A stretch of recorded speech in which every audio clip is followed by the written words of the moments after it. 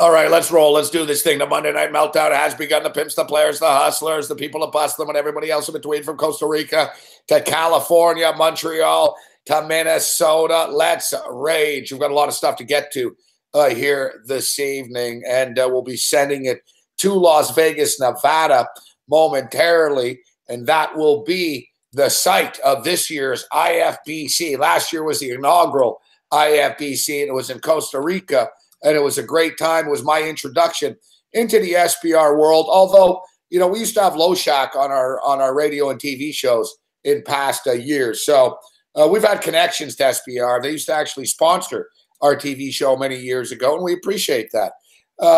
So, you know, but it was my introduction to starting to do the show here on a nightly basis. It's amazing. Time flies, man. And IFBC 2018 is starting to fill up already, guys. And you'll be able to attend, but SBR are real classy, and they're hooking people up with like a free hotel room for the first night. And, you know, they have different, different rewards that they give back. Last year, they paid for the airfare. So it's open to everybody. But if you want to get on board with SBR and get the gratuities, then you better sign up fast. Registration might, you know, it's you got to go right now type of thing. We'll ask you, you know, normally I don't tell you to go somewhere else, but if you want to be joining us in Vegas, we're going to be kicking it at the Golden Nugget August 23rd through August 26th, on the verge of the start of the football season, the IFBC, with all the best cappers, analysts, speakers. It's going to be a great time. Hopefully I speak once again, and hopefully there's air conditioning at the Golden Nugget, unlike in Costa Rica when I did sweat up a motherfucking storm. Dave Morency. How you doing, Dave? Yeah, but Gabe, what did you get for that shirt on eBay afterwards when you auctioned it off? I mean, there were so many people who wanted the shirt that Morency sweated in. Of course, here's the thing. The reason why some people wanted to bid on the shirt, they thought you might have left something in one or two of the pockets. Yes. You know, like maybe a couple of loose joints, you know, I mean, who knows what it could be. That was quite a moment. But yeah, here's what people need to remember, and that speech is archived back there. Regardless of the amount of sweat, just a couple of minutes into that talk, Florida Atlantic season wins over. How easy was that? 4.5, Dave. 4.5. You had that in October.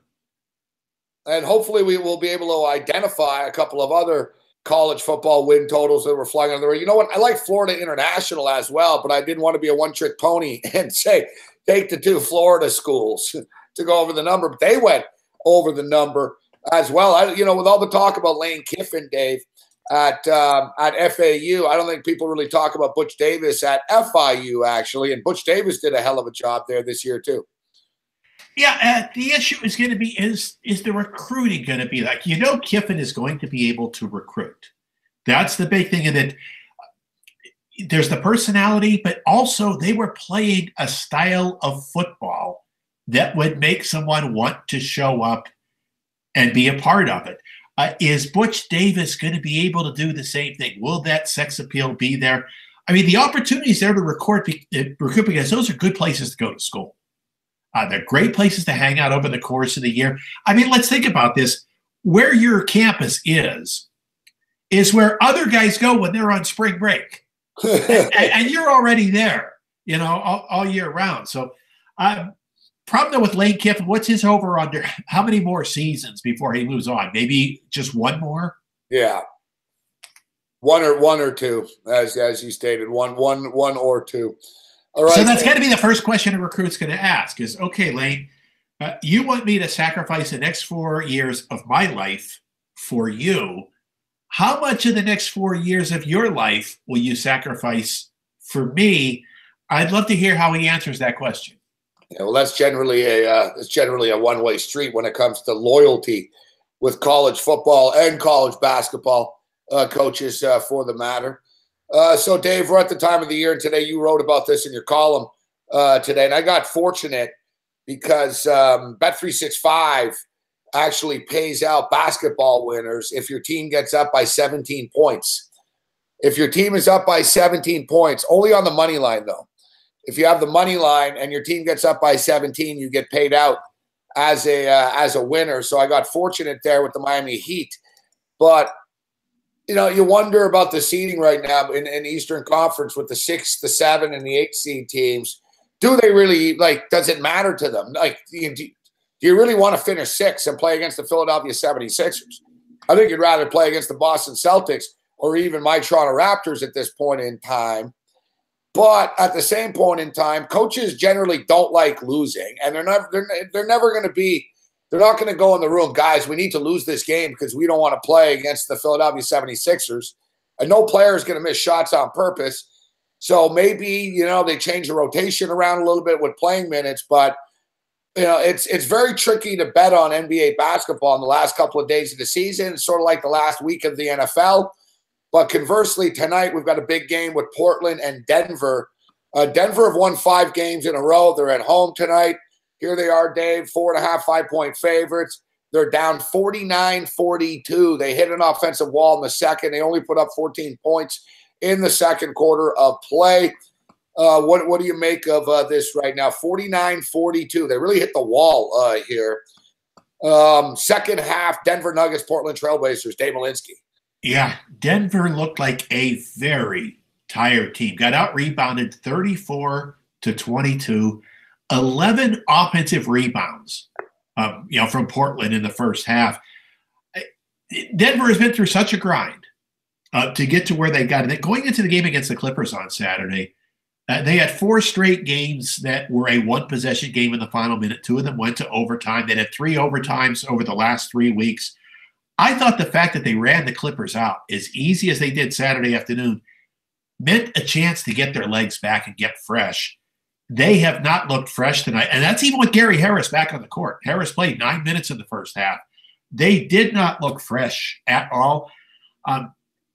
Again, this is all in now for this second half. This is a team that's going to come out in the second half with their playoff lives on the line. So I'm a believer.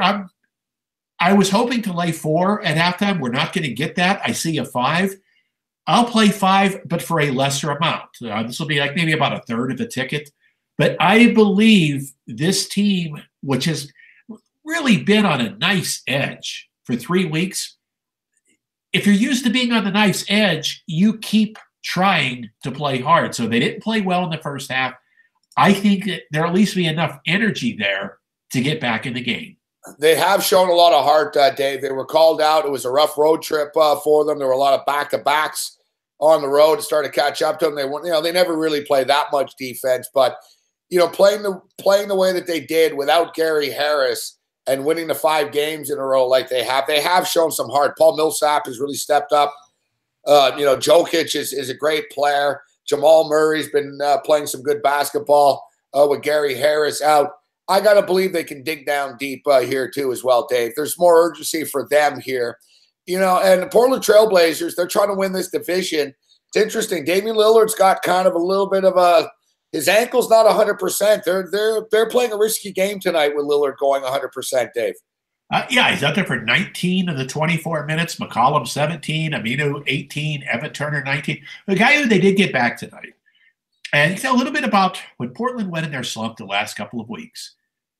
They lose Ed Davis and Mo Harkless. And it might not sound like a lot, but this is a team that had a nice chemistry going. And they could afford to maybe lose one or the other, not both. Well, Ed Davis is back tonight. He only played 7 minutes in the first half. Took 1 shot, didn't make it. No assists, no steals, no blocks. But you know what? In those 7 minutes, 4 rebounds. And that's what Portland had going on for so long is Nurkic, Lillard, and McCollum could take 80% of the shots. The rest of the players didn't care. They played defense and they hit the boards. Guys like Ed Davis, who don't move the needle in the betting markets, actually mattered to them. So having Davis back helped their energy.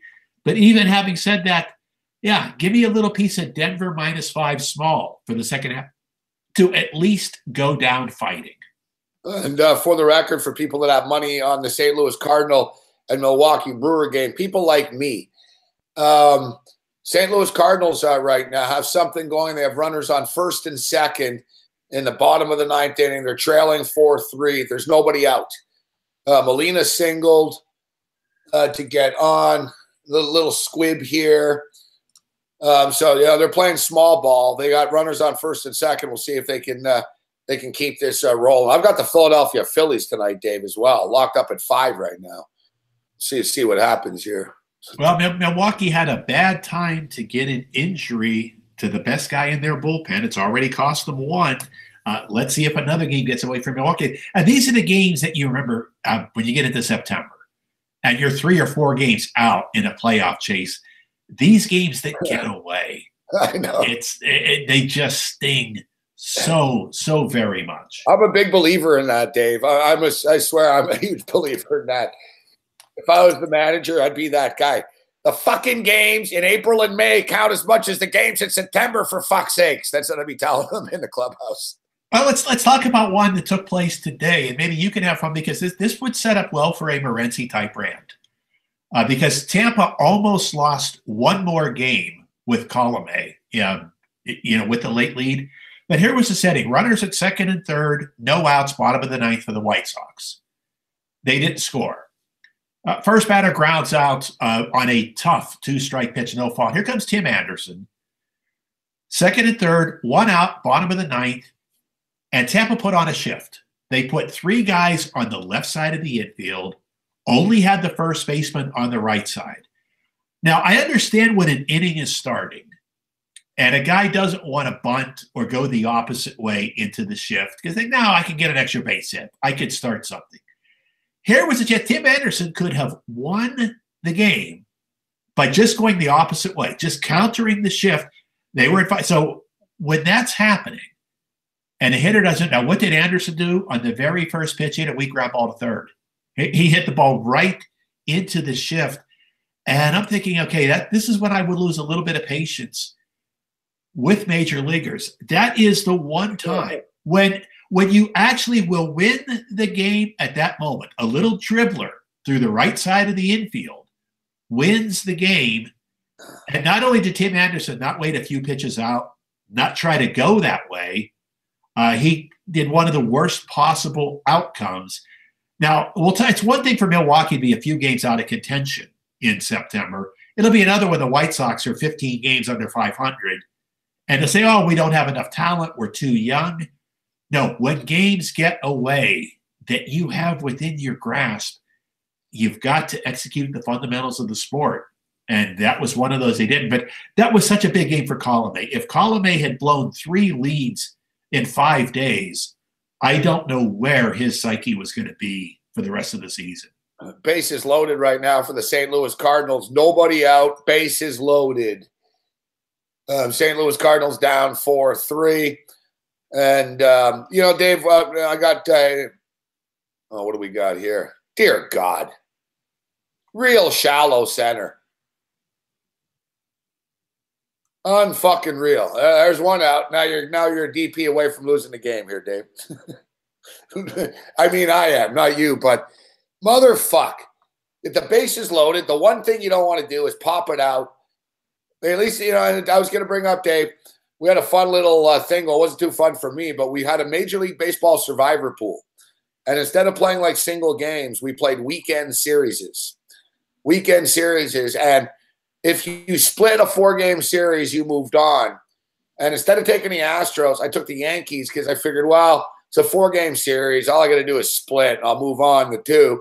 And same thing yesterday. Of all, fucking baseball, man, the way the ball bounces, Aaron Judge fucking lines one right back to the fucking pitcher. They get nothing. Stanton strikes out a million times, and the Yankees lose the series to the Baltimore Orioles. And now you got this, Dave. They did everything right. They loaded the bases. They bunted. It was like a perfect bunt, sacrifice bunt, except they got on. And now suddenly, man, we'll see what happens here, man. But baseball is a cruel, hideous bitch goddess. Yeah, because what the Yankees hit into with the bases loaded and no outs is one of the worst possible double plays. The 1-2-5 double play where you get the force out at home plate and at third base. That is ever, ever so rare for that to happen. It always happens when I need it. Come on, St. Louis. At least the sacrifice fucking fly, man. Strike. Motherfuck. It's 1-2. I don't know what the crowd's booing about. It's a strike. It was at the knees.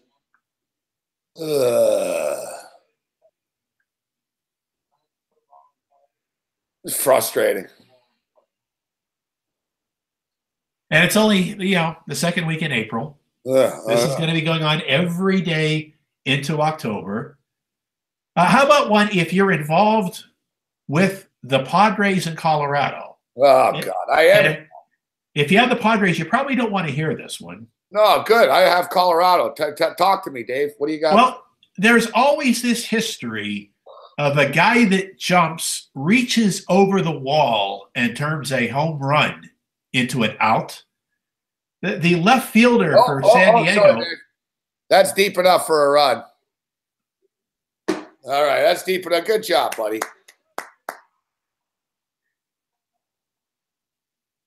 At least we're tied. Better than nothing, Dave. I'm holding on to hope here. Well, here's one you'll enjoy in Colorado. The left fielder for the Padres turned an out into a home run. So what, did the glove go over the wall? No. Okay, now they're reviewing it now. Carlos Gonzalez went the opposite way, hit a ball to deep left. It was in the left fielder's glove. The glove hit the wall. The ball popped out of the glove when it hit the wall and goes over, and should be a home run then. It's going to be ruled a home run.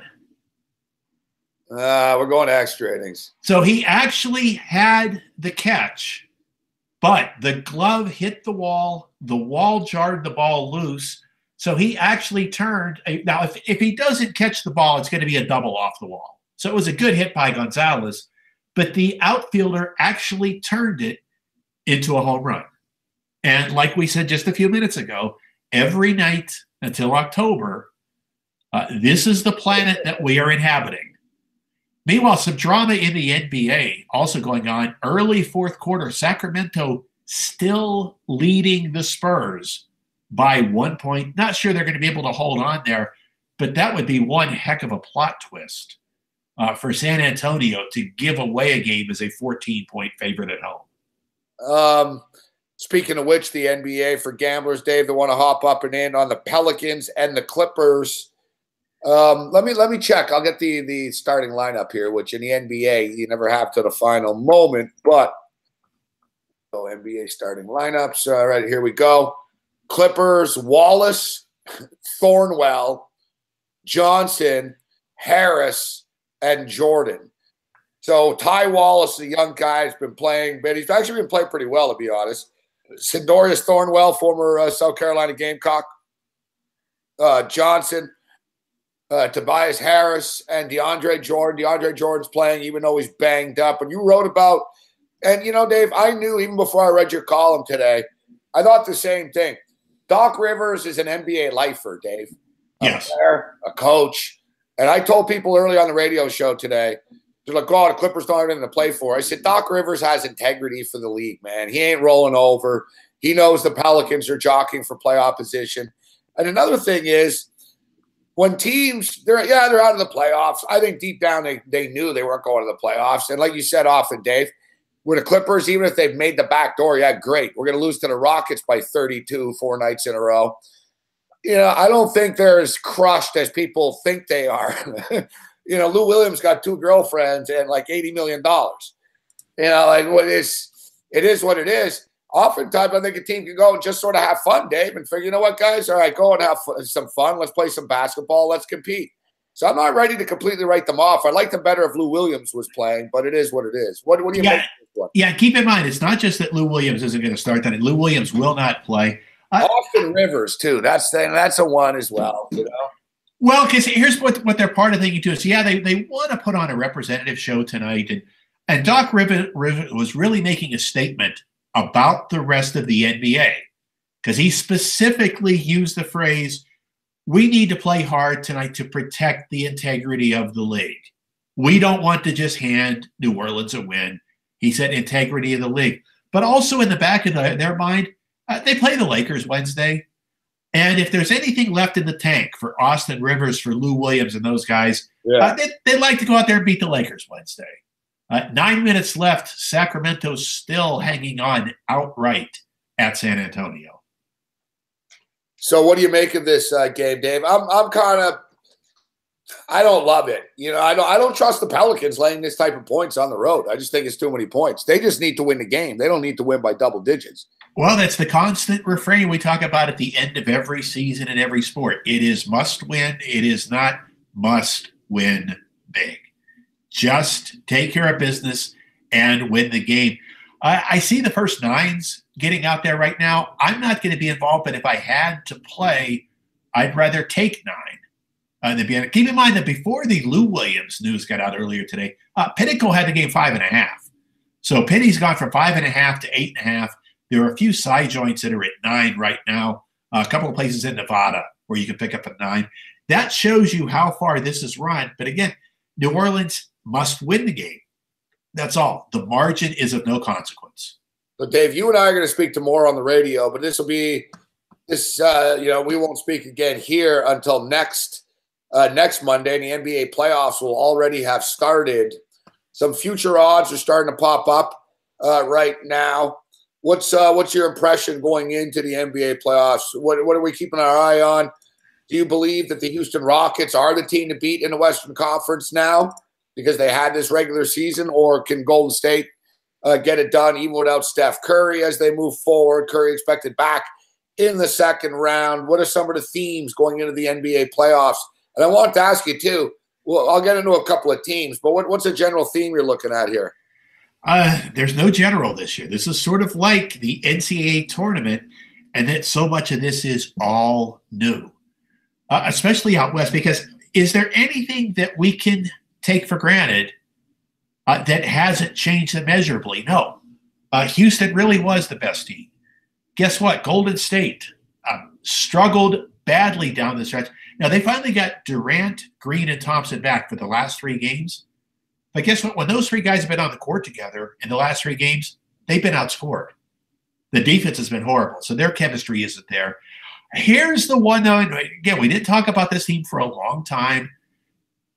Don't sleep on the Oklahoma City Thunder because, one, they can go into a series with Golden State and Houston, and in their mind, it's pick 'em. They have the swagger. They have that fortitude. I tell you what is amazing tonight. Miami was trying. Every one of Miami's starters was on the court in the fourth quarter. Josh Richardson played over 10 minutes in that fourth quarter tonight.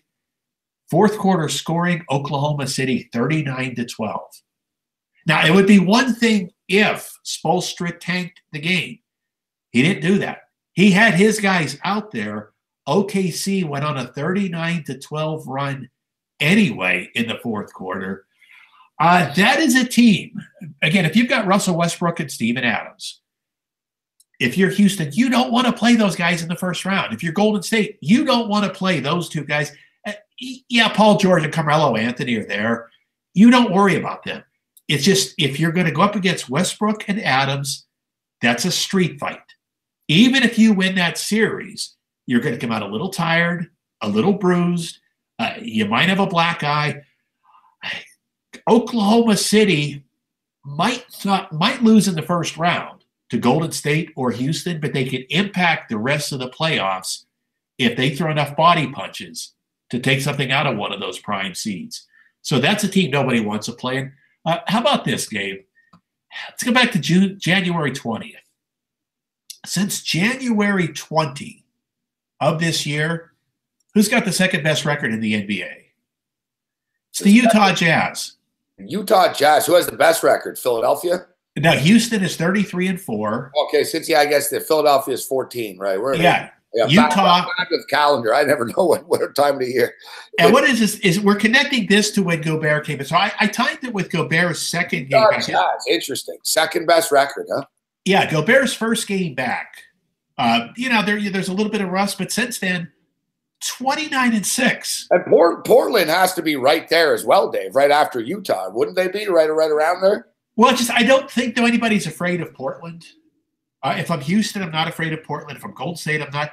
I think there's a concern about playing Utah, in that Utah can D up and do some things that are real difficult to cope with. So as much as it looked like, let's say a month ago, that it was simply Houston or Golden State, no, their paths are a lot more difficult now. They're not going to walk away with an easy 4-0 sweep in the first round. And I'll tell you another team that, again, nobody wants to play is New Orleans.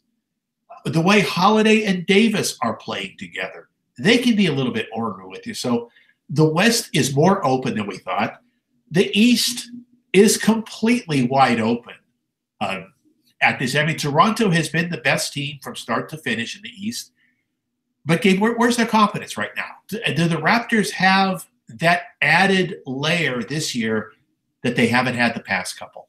I don't think we can truthfully answer that question until we actually see them in the playoffs. And I think Cleveland really is the only problem. I think there's a mental block now at this point with the Cleveland Cavaliers and the Toronto Raptors. But you and I talked about it, Dave, in the past weeks about the Raptors, and you brought it up about how they're almost just squandering everything that they accomplished all season long. And they're going into the playoffs with the same self-doubt and the same skepticism, and people skeptics of them going in. But they've got their swagger back, Dave. It's a long season, and they never had a slump, Dave. Like all year long, they never had a slump. The past couple of weeks was the first time where it's like, man, they actually lost for the third time in a row. Just it wasn't happening. And getting the win against even though a depleted Boston Celtics team, doesn't matter. They both played the night before. They're both beaten down at this time of the year. They got that win. They beat the Pacers on Friday night, a good basketball team. They held these teams to like 70 points Sunday night against Orlando. They nailed down the 1 seed. They win again tonight. Suddenly they got a 4-game win streak going again, Dave, and the mojo is there. They're a very moody team, the Toronto Raptors. And that's not a good thing in a sense that they are somewhat psychologically fragile. DeMar DeRozan, they're all different, Dave. DeMar DeRozan is better when he's happy. He's better when he's a smiling guy and he's happy. When he gets like this sour look on his face and he's got a chip on his shoulder and he's pissed off at the refs, he doesn't play well. It doesn't translate into success. Like they're all sort of like they're not all the same guy on this team, the Raptors. So it's hard to manage them all at once. But when everyone's on the same page, and you know what an X factor is, Dave? Jonas Valanciunas. Another massive night for this guy tonight. Valanciunas is a great offensive player. He's getting better defensively as well. He's a big factor for them, in my opinion. And to me, the biggest key with the Raptors, Dave, really is going to be Dwayne Casey and their coach.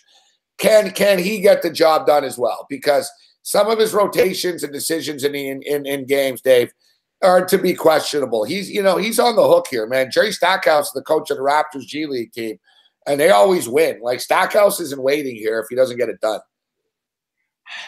Now, here's part of their issue. And we had talked about what could happen out west. The most likely matchup right now, it looks like for Toronto, is Washington. Yeah, that's not a team you want to play with John Wall back and fresh and having his legs again. And that, yeah, you could beat Washington. You should be able to grind them. But if Washington, ordinarily with 1 versus 8, you want to get out real clean. Not expending a lot of energy.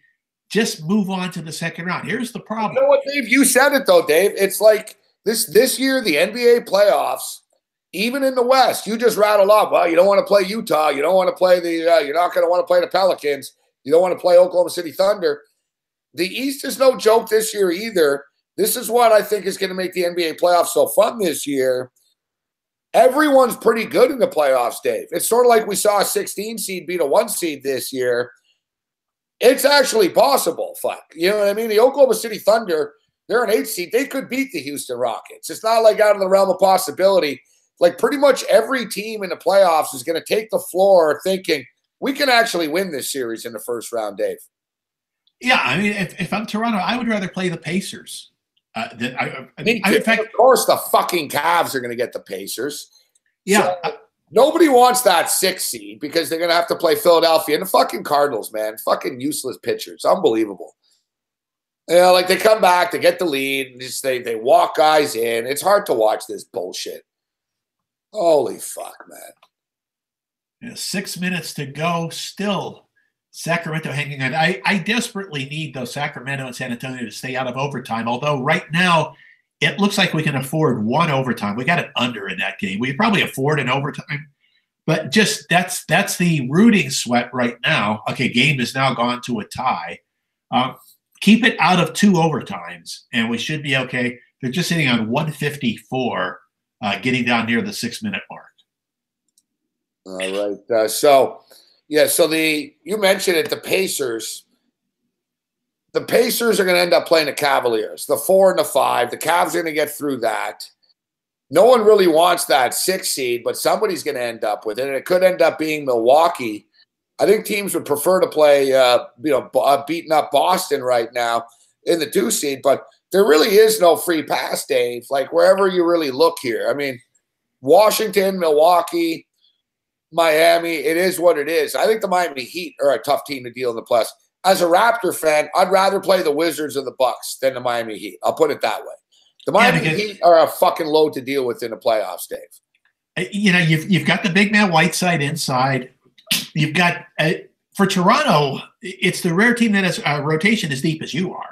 You're not going to wear Miami down because Miami can go 10 or 11. They got a bunch of guys named Johnson. They got a bunch of big dudes. Dragic is good. They're a pretty deep team. And if it gets to be a chess match, Eric Spoelstra doesn't lose many chess matches.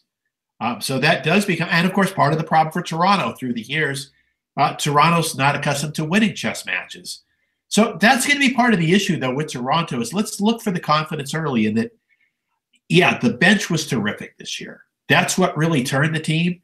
But guess what? When you get into the playoffs and you're in a close game late, it's the same guys out there who didn't win in the playoffs last year or the year before. So the guys who haven't gotten it done are going to have that extra layer of confidence. What's the same guys that did go to the Eastern Conference Finals the year before that? Yeah. So they do. I think it's a Cleveland thing, and it'd be better for them if Cleveland could get knocked out of the way before they had to do it. But they could end up playing Philadelphia in the second round, which could be pretty dangerous. Yeah, and one of the things we wrote about in Point Blank back on Friday, and it's going to sound like we're stating the obvious. It is, of course, again, the LeBron factor.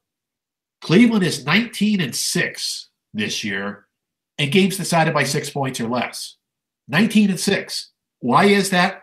Well, if the game's close with 2 minutes left, a LeBron team's always going to believe that they're going to win it somehow, and it's that psychology that gets into play. They had been 19-5. They hadn't lost a close game since early January until that game at Philadelphia, on Friday night. And that's a game they came from 30 down, to be in position. If LeBron makes his free throws at the end, they come from 30 down on the road and would have taken it to overtime.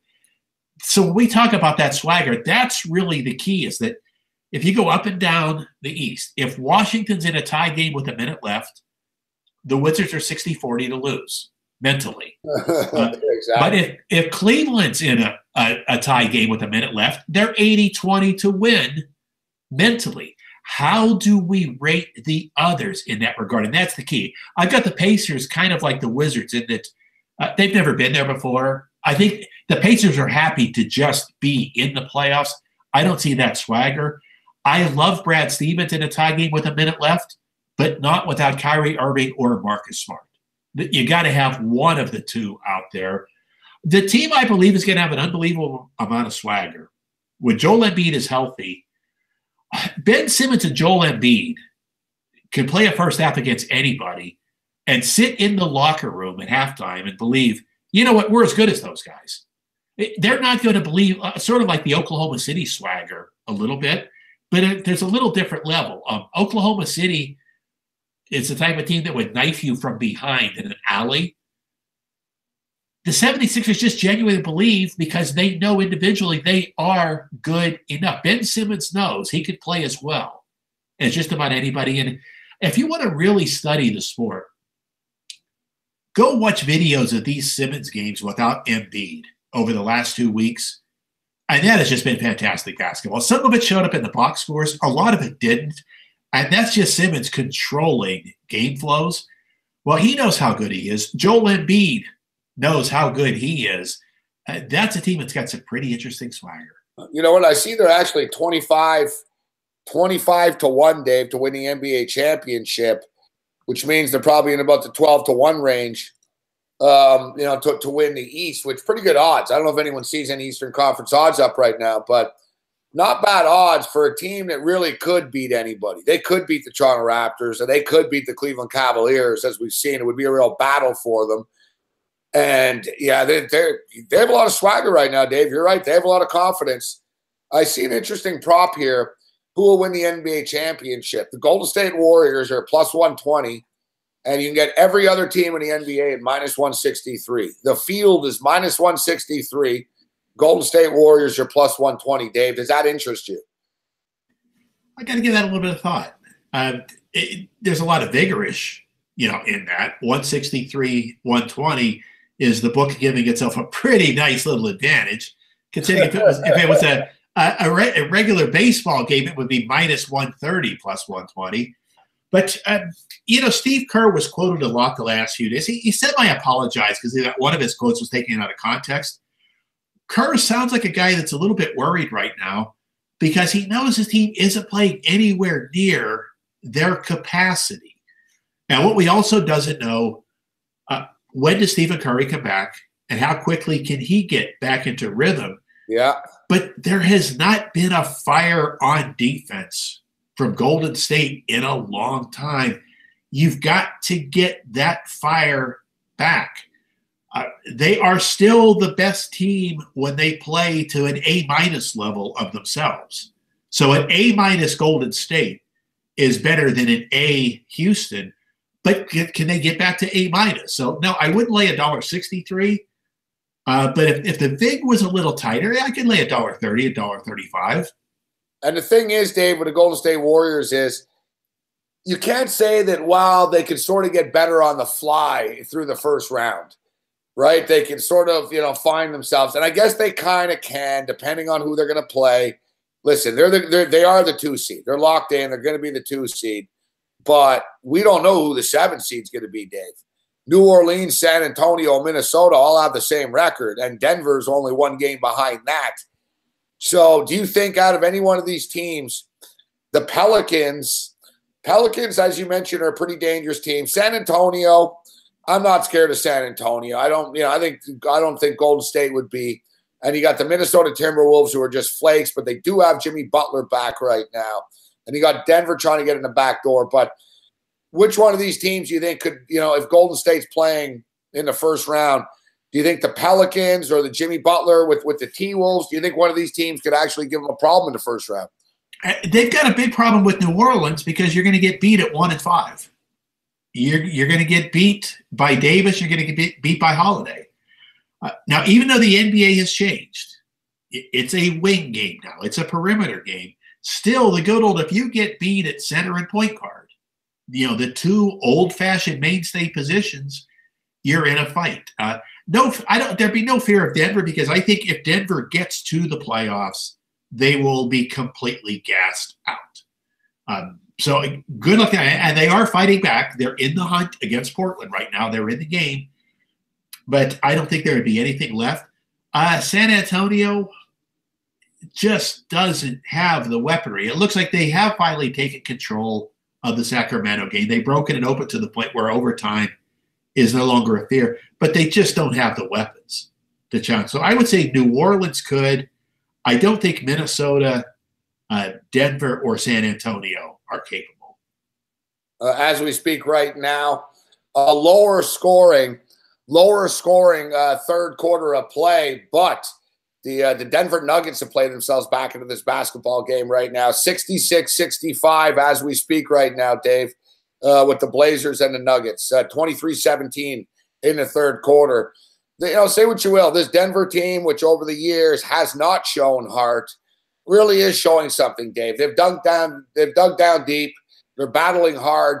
Even if they don't make it, it's, getting to 45 games. They've had a ton of injuries this year. You got to tip your cap to them. Do you think Minnesota with Butler back? Do you just get the feeling Denver's almost going to have to win out to get in here? It's not going to be easy to do. It's not easy, but they are fighting. Let's give Malone a lot of credit for the chemistry his team has played with. They run some nice offense. And Jokic has just turned out to be such a dynamic player. Great offensively. He's been good on the boards. Still a defensive liability. There's only so good he's ever going to be able to be on that end of the court.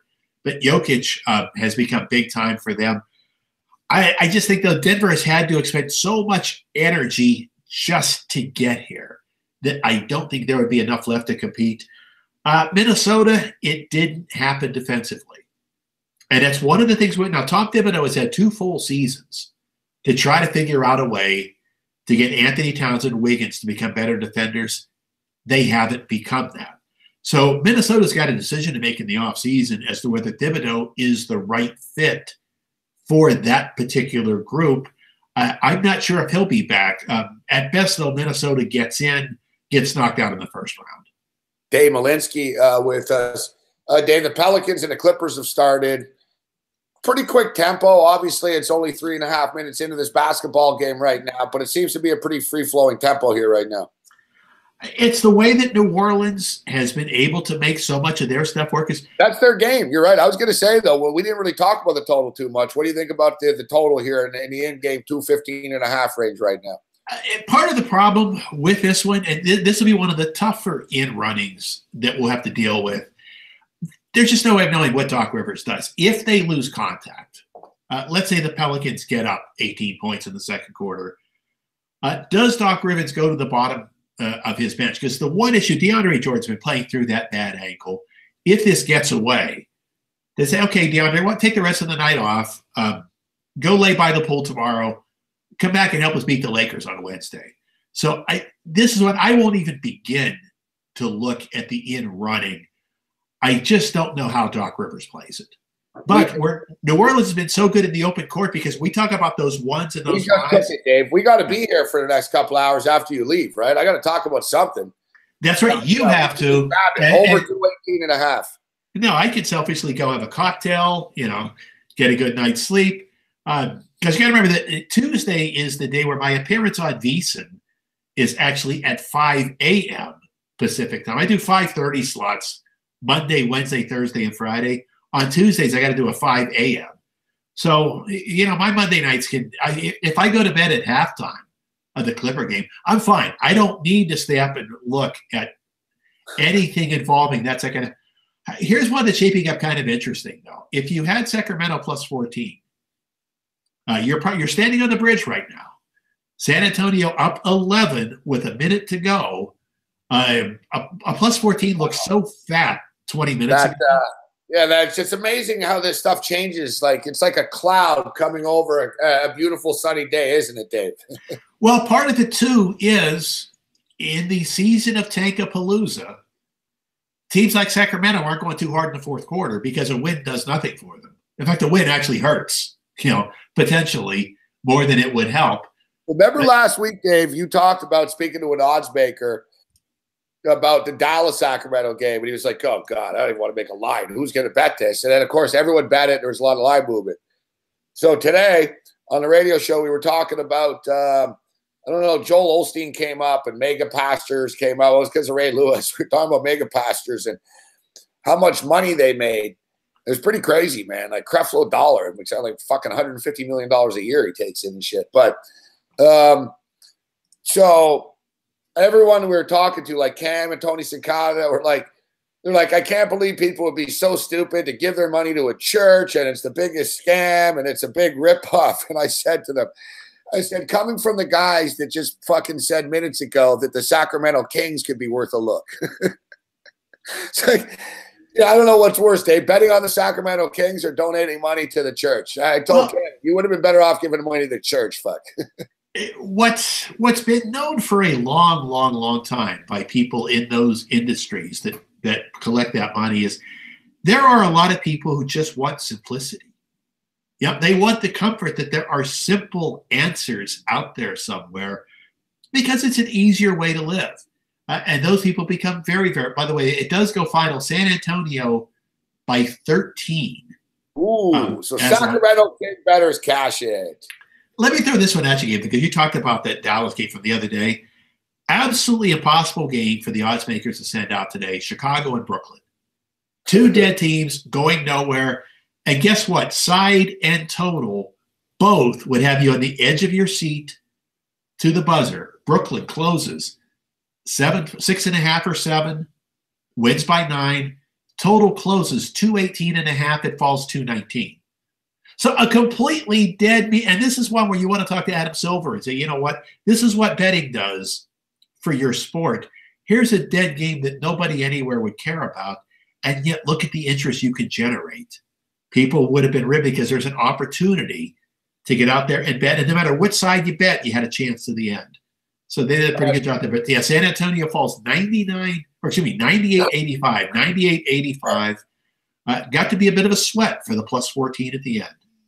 Dave, I hate fucking betting on unders in baseball, but I did tonight for some reason on the Royals and the Mariners. And I'm kind of dumb because this Junis guy is actually he's something to keep your eye on, Dave. And look, 2-hitter tonight, Junis, they're up 10-0, but fucking Royals scored 10-0. So in theory, my pick was good. I should have just bet on the stupid Royals. Should have just bet on the Royals, supposed to bet on the under, but I didn't think KC would score 10 runs. I sort of knew, and I said earlier in the day, I said Seattle's offense will struggle to score against Junis. Junis is a guy that no one really knows about, but he's damn good. He's a good pitcher. And he's got some good stuff, this kid. So, I just didn't think Kansas City would fucking score 10 runs. But you talk about it, Dave. It's the fucking randomness of this fucking league, right? And baseball. There's a good and bad to it. I mean, obviously the bad. There's not enough pitching to go around. That's a real problem. Not enough starters. I mean, how many guys are in rotations right now? Yeah, the St. Louis Cardinals are about to lose this game, Dave. The fucking bases loaded. Bases loaded, nobody out. They're only able to get 1 run. They tied a baseball game, and then their stooge fucking bullpen comes in and gives up a run instantly.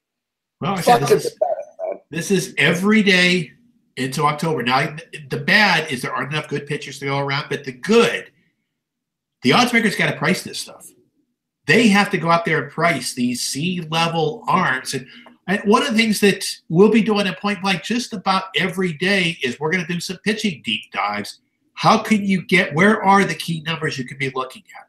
What are the side things that can help you to find these guys better? We wrote about Chris Archer today, wrote about Clayton Richard. Yeah. Tomorrow, Patrick Corbin, and the way that his slider has become such a dynamic pitch. So I don't mind having a lot of B- and C+ pitchers out there because the odds makers got to figure it out. They're going to make mistakes. If you can find those little details, and you talk about a guy like Junis, get ahead of the curve with some of these guys, there is money to be made. For every time it seems aggravating that something goes wrong, the odds makers have to price that stuff. That works to our advantage. I sort of bet on the Cardinals tonight because of Chacin on the Brewers. He's been a gas can, Dave, but he actually didn't pitch that poorly tonight. I don't really like betting against these division games, Cardinals, Cubs, Brewers, Cardinals. I find it could just go either way. They're always close games. I generally stay away from those games, Dave, but I thought the Chacin would get lit up tonight. And you know what? St. Louis had an opportunity to cash some tickets late, and they did it. They just did it. Yeah, not enough middle relievers, and boy, not enough starters. And when I look at guys that are out there each day that I know aren't going to be around later in the season, how'd you like to be Buck Showalter right now? And you're saying with guys like Cashner and Tillman and Wright and guys that you just know don't have the ability to hang in the rotation very long, but it's the best you can do. Hey, Bartolo Colon is the fucking starter in the league right now. Well, we made a comment at Point Blank on the weekend thread that I think some people appreciated. We had a ticket against Chris Tillman on Saturday. And for the second start in a row, Tillman just has nothing in the tank. Well, now the next day, Mike Wright goes out and gets crushed, gets knocked out in the first inning. I said, you know what the best thing about that is, guys? They have to pitch Chris Tillman again. When Mike Wright is that bad, they're forced to stay with Tillman because he's better than Wright. So we will get more windows of opportunity against some of these guys. That's where it works to our advantage. So if we can do the subtleties, if we can do the digging, and some of this is effort, you got to roll up your sleeves and make this stuff happen. But if you do that, there's money to be made out there. Dave, New York Mets win again. 4-2 win this evening. I didn't see this coming. I know it's early, so we're not going to anoint anything. We're 8 days, 7 days into a baseball season. It feels like it's been 2 weeks, but it's actually been 1 week. Here we are, 1 week in. Quite the week, though, for the New York Mets. I mean, they just don't lose. I mean, they've lost 1 game all year. They're getting great pitching right now. 4-2 win tonight against Miami. Sweep the Washington Nationals. I can't. I don't even want to ask you this because it's fucking 1 week. But at the same point in time, are you buying into the Mets? Is this just sort of a freaky start to the season like we see from a team, or do you think the Mets are in play this summer? It's not a buy-in yet because Syndergaard and DeGrom, absolutely legit. Harvey and Matz, the jury is still out. That's not Matt Harvey yet. That's not Steven Matz yet. Yeah, they've been able to win some games with those guys out there. But I'll tell you what's fascinating from a Mets standpoint. When they put Bruce at cleanup and followed with Frazier, Gonzalez, and Plawecki, or whoever's catching, I have to believe that is the slowest 4-batter sequence I have ever seen in my lifetime. I mean, I don't know how that random draw fell that they're going to send that lineup out there a lot with 4 consecutive batters that you can outrun, Gabe. A lot of stuff. Yeah, I'm not as fast as I thought I was anymore. And I'm figuring, the wind isn't where it once was. Life habits do that. But can you get away with it? Can you get away with having guys that slow bunched together in a major league lineup? I mean, let's say if you've got Bruce, Frazier, and Gonzalez, those 3 guys in a row, you can get 3 singles, and it's just the bases loaded. That's all you get out of it. You still have to get them around somehow because there just isn't enough base running ability there. Denver now goes to the lead with 8 minutes left against Portland. Gives a halftime ticket a pretty good chance to hold up, but the Nuggets gutting it out. 73-71. Interesting. All right, Dave. So speaking of got to get out, before we let you get out here, playoff fever. Catch it. First season for Las Vegas Golden Knights. And here they are in the National Hockey League playoffs. And I got to tell you what, Dave, that was not something that I would have thought to be true. And I've been watching the National Hockey League for, about 40. I remember since 75, 76, my first hockey memory, 74 type of stuff. They're the best expansion team in any sport ever. They shattered every record, the success at the box office, much better than anybody in Vegas thought, I'm sure it would have went. Now, the real challenge will be in a couple of years when the Raiders get there, but because, it's kind of abnormal, Dave, what happened this year. And most of their guys aren't under contract. They're playing with a chip on their shoulder. They were left on the expansion draft. They all played well, etc. So, there'll be some tougher times for the Vegas hockey team moving forward. But what's the feeling in the city about the Golden Knights going into the playoffs? It's going to be a tough read down the line. One is we love what they did this year because they actually went in with a plan. It's not let's just get the best players we can get and hope it works out. They went in with a plan. So there was some design in there. But you've lived here for a while. Vegas is a front-runners town. I mean, the UNLV Rebels in their conference games this year probably averaged less than half capacity at the Thomas and Mack Center. So, there's a big buzz right now, but Vegas doesn't have a good attention span. Part of it is, and it's not the fault of people who live here, part of it is there's so much to do out here at any given time that going to see a hockey team more than a handful of times per year might not be what a lot of people want to put on their agenda. So you're fighting for a lot of things here. I said, even the Raiders are going to be interesting because the worst place to be at an NFL Sunday is at a game. Yeah, you can be held watching all of the games, all of the replays, all of the various things going on. I can't imagine the tickets to Raider games are going to be very affordable either, Dave. They're going to fucking gouge everybody. They're going to have to. And that part of it is we talked about the fact that we're putting up $750 million. I say we because, it's coming out of my pocket too. They're saying it's a tax on tourists. I paid for that too with my fucking $38 a night resort fee at Circus, Dave. Yeah, they're saying that, no, tourists are paying it, not the locals. No, tourists are paying it because since all that money is only going to the Raiders, our taxes on schools and other things are going to have to cover a lot more. But not only is there that 750, but the Raiders are on the hook for a $600 million loan themselves. And I still, to this day, don't know how the Raiders got who co-signed for the Raiders, because the Raider franchise on its own wasn't going to qualify for that. So I don't know how that went there. So there's a lot of money that's got to be made up. So I know one of the things right off the bat, though, we're going to see how astronomical the number is going to be: seat licenses. So when the original lottery for season tickets gets out there, these will probably be the most expensive seat licenses in the history of professional sports. And what the Rams, Dave, the Rams in their fancy new stadium, they plan on opening $100,000 for the seat license a year. Yeah, I think Vegas or the Raiders could possibly go higher, and that the casino industry has to buy so many. You simply have to.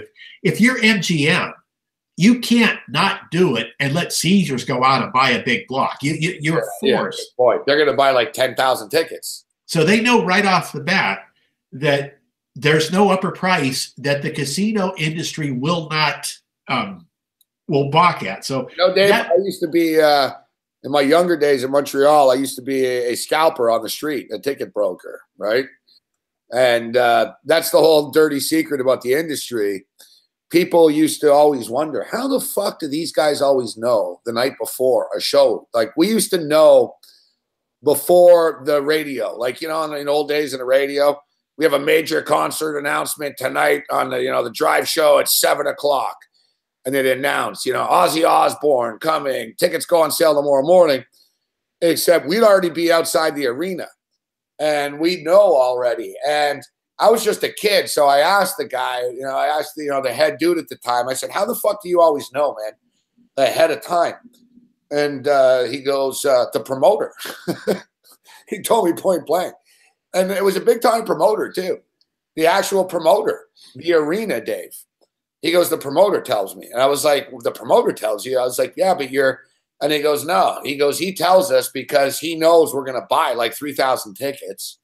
And he likes that. And he knows, he goes, it creates a buzz when we're outside already the night before.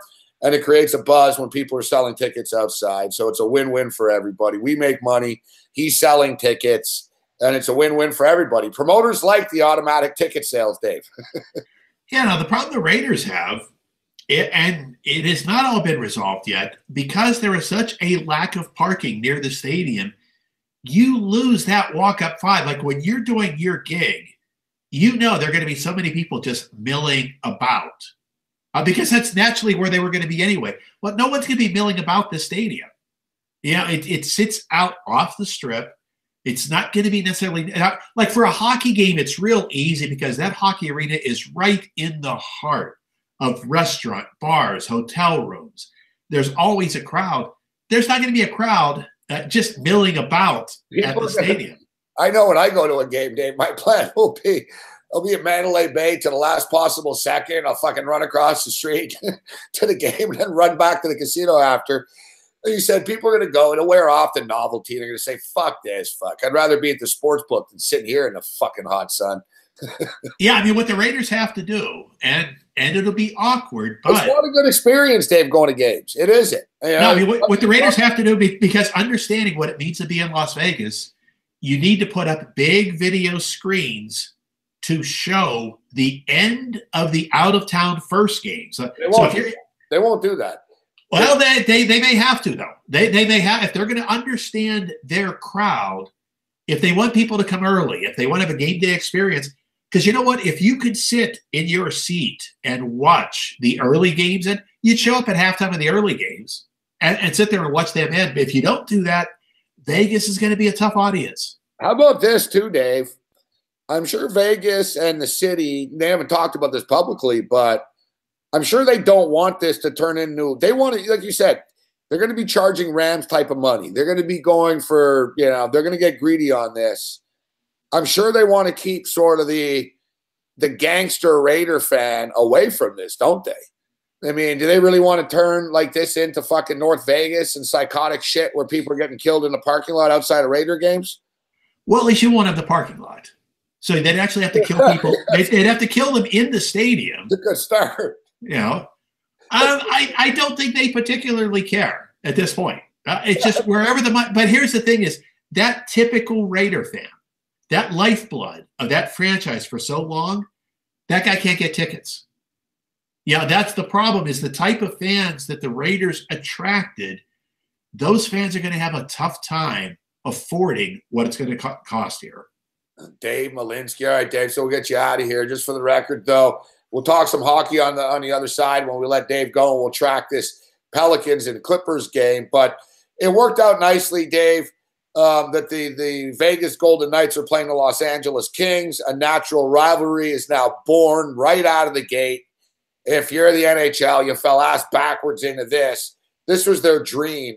You know, they want to have a rivalry with the Coyotes and the Ducks, etc. as well, but the Coyotes aren't very good.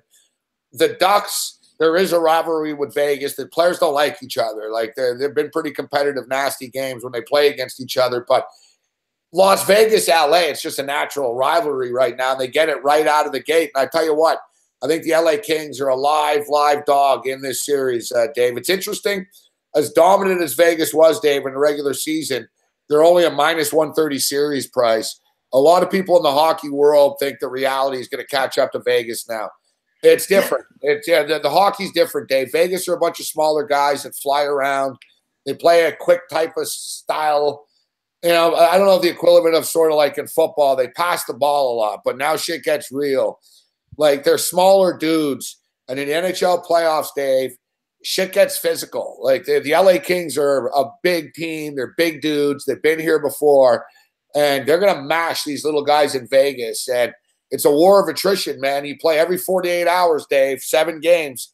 You know, Vegas not getting through the second round. I'm not even sure they get through this round, but I don't think they get past the second round. You know, what's funny about it is you could almost scalp right now. Pinnacle is down to 126 for the series. 2 shops down the street from where you could take plus 125. So it's almost, and you know, 20 years ago, you could generate a lot of money just off of scalping and middling. Now it's so very hard because the numbers get anchored. This is one where you might be able to scalp out a couple of pennies before they drop the puck for the first game. It's a good point. And I'll tell you what, Dave, hockey prices aren't as sharp as it's not football or basketball. It's not as bet, right? Different books have different numbers, a lot of offshore books. Like, it's mostly Canadians that are betting on hockey. So certain sports books that have a lot of Canadian customers have different lines than other places will. Dave Malinsky with us. We're going to speak to him tomorrow on the Fantasy Sports Radio Network. Dave, it's always a pleasure, sir. We encourage people to read Dave's column in the morning. It's on the front page of sportsbookreview.com. It's always a pleasure, Dave. Thanks, Gabe. I'll talk to you tomorrow morning. Dave Malinsky. Great stuff with the professor. It's playoff week. It's playoff week. All right, so 78-77. I got the Denver Nuggets on the money line. And I got the over in the game. Great fucking pick with the over. Fuck, I'm only going to lose that by about 60 points. Fucking Colorado Rockies. Fucking baseball's pissing me off, man. The thing with baseball is I'm tired of losing by 1 run all the time. Like, I always lose by 1 run. Yeah, you just saw I was on the St. Louis Cardinals. You guys got the bases loaded. There's nobody out. All you got to do is get a fucking single and you win a stupid game. No. You got to strike out, fucking sacrifice flies, fucking strikeouts. It's like you're fucking shit. And you get the game tied. I don't even know who that guy was. Somebody tell me who that fuck stick was. I don't know who that fucking closer guy. I don't know who that guy is with the goatee on the Cardinals, man. Like, you're a fucking asshole, bro. You're a fucking asshole. Like, I hope you're sitting in the fucking clubhouse right now knowing that you just fucked over the entire fucking team. That's what you did. You fucked over the entire team. We fucking battled back. Hey, we didn't score 2. We tied the game. I'm talking to Dave. I'm trying not to freak out. I'm watching the game. The guy's fucking one-hopping every fucking goddamn fucking pitch of the fucking mound. Like, the guy couldn't throw a strike, man. Fucking Matheny, fucking idiot. I was like, take this guy out, man. You want to lose the game? Fuck, man. If I was like in the media, fuck, I'd ask that guy, fuck, you know, in the clubhouse, how does it feel to cost the team a game?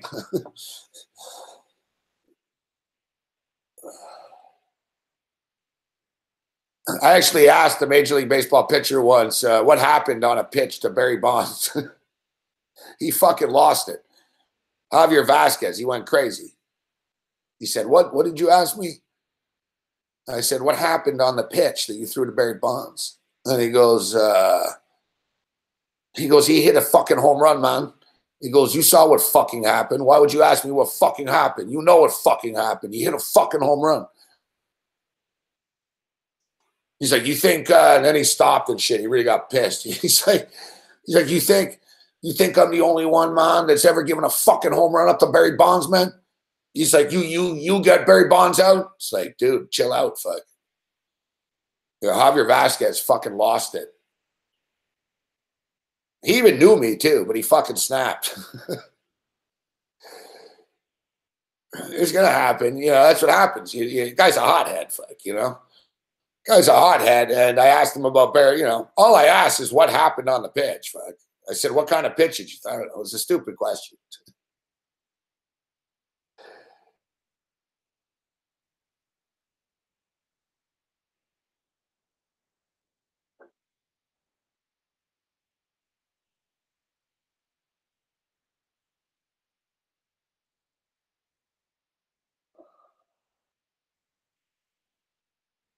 What's up, Eric Leduc? I didn't see LeBron's shoes tonight. With everything going on in the world, I don't know. I don't care about LeBron's shoes. Fuck LeBron and his shoes. Fuck LeBron and his shoes, all right?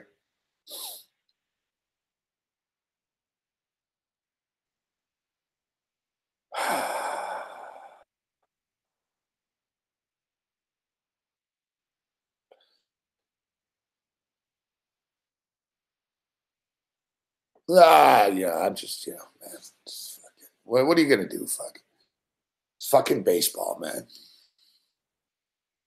What are LeBron's shoes, fuck? Is he wearing gold shoes? This better be good overtime. I'm looking on Twitter right now. LeBron shoes, fuck. This better be good. LeBron's shoes. LeBron shoes tonight. All right, here, let's see. Oh, dear God. Oh, my God, fuck. Now I do have a comment on this. What the fuck is this? I'm king. You're a fucking dickhead, fuck. That's what you are. I'm king. Who the fuck you think you are, man? Muhammad Ali? It's fucking LeBron James, man. This fucking dickhead, fuck. Now I do have a fucking opinion on his shoe. I don't know. I thought you were asking me about some new fucking shoe he was selling. I was like, I don't know. Fuck. I don't know. What do I care about LeBron's new shoe? Fuck. I didn't realize. Yeah, I didn't realize he's got a fucking shoe. I'm king. I'd fucking slew foot the cocksucker. You're king, fuck. This guy's got to be fucking stopped, man. I'm dead serious. Somebody just fucking punch him, fuck. Somebody just punch him. Enough's enough with this shit. He's like a dictator, this guy. He's like a dictator, fuck. We need to call in the allies and, like, unite against him as a league, fuck. Just take him out, fuck. I'm not saying, like, pull a fucking Kerrigan with a crowbar or anything like that, but enough of his bullshit, fuck. Fucking put him on his ass, get in his face.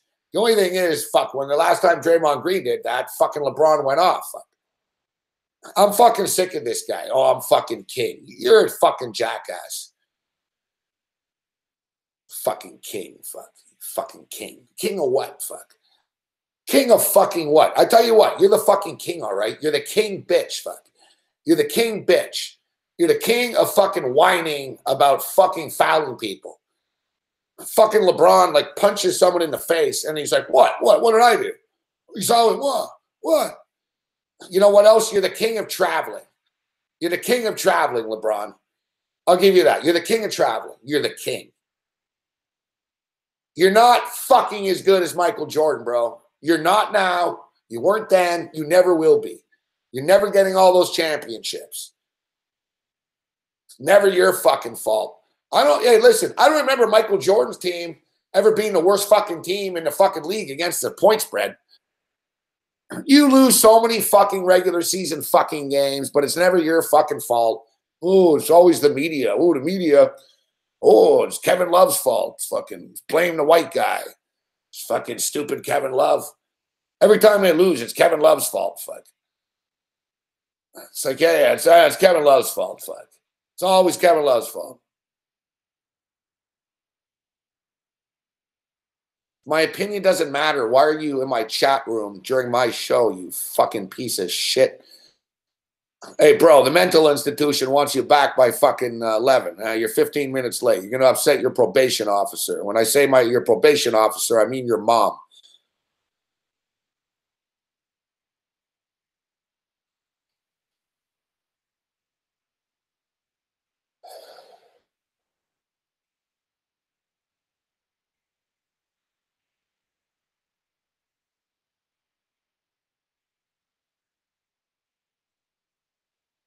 I'm fucking king.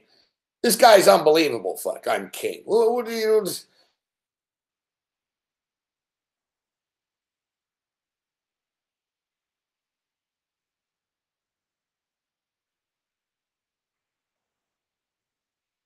Let's check in with a basketball game.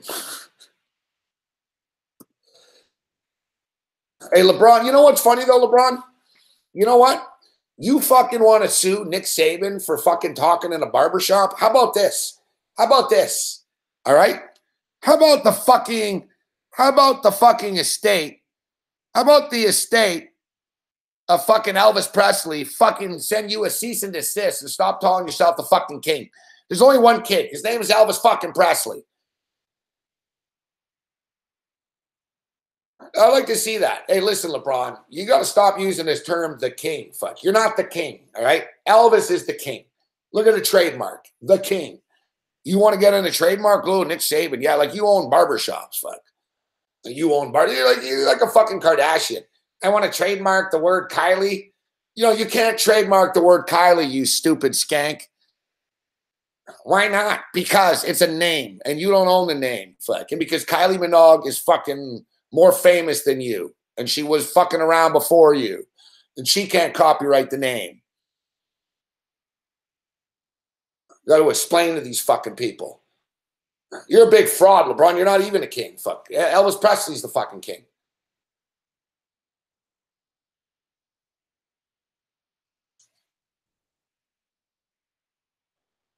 Jerry the King Lawler.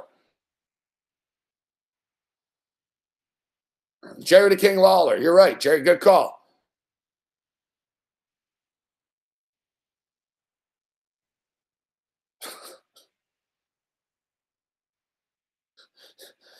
Puppies.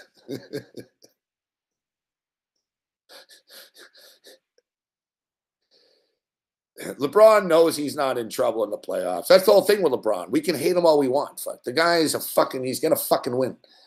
Yeah, King Kong Bundy. There's a lot of kings, LeBron. King Diamond. All right? King Diamond. You want me to go on? What other kings? Fuck. The Burger King. More, Burger King's been around for you. King Kong Bundy, Martin Luther King, the Burger King, King Diamond, King Crimson.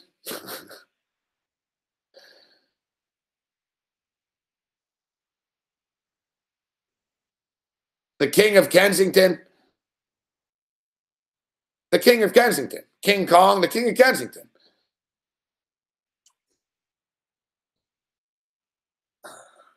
Yeah, I'm glad you totally showed me these shoes. Fuck, I'm going to have a fucking heart attack here. When he walks down the street, he says hello to everyone. He's the King of Kensington.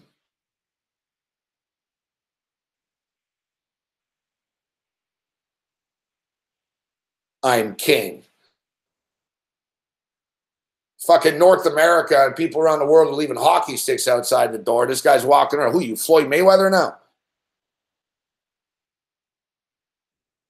LeBron's trying to get his confidence up. Fucking troll the world. Out of the hand, and the other angles we showed you, Joker reached for. Let's go, Nuggets. If they reverse the call, I will be shocked.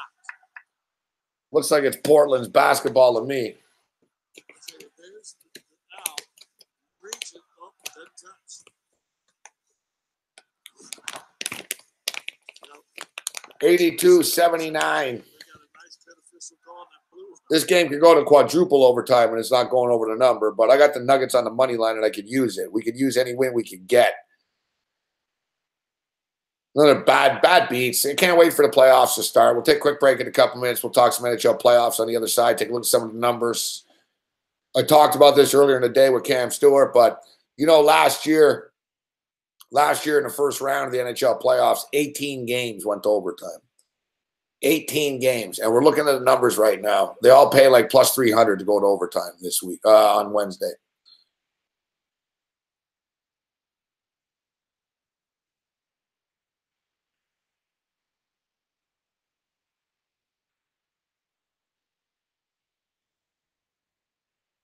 You know, the NHL playoffs so flawed though. You know, the Toronto Maple Leafs and the Boston Bruins are the second and third top-ranked teams in the Eastern Conference, yet they're playing each other in the first round. Yeah, that makes sense. Fuck. Like, Gary Bettman's a fucking tool. Fuck. He really is a tool, this guy. It's like they should make like a new show, fuck. Tool Time with Gary Bettman, fuck. See, Gary Bettman's the tool. His fucking use his head, fuck, as a screwdriver and shit. Hey, Gary, like the head of the screwdriver, could talk like the screwdriver's Gary Bettman's face. There's a good TV show right there. Tool Time with Gabe Morency and Gary Bettman. Gary Bettman's like a screwdriver.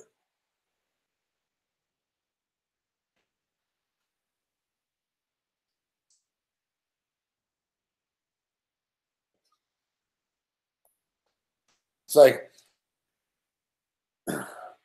it's Gabby and Gary. Hey, Gary.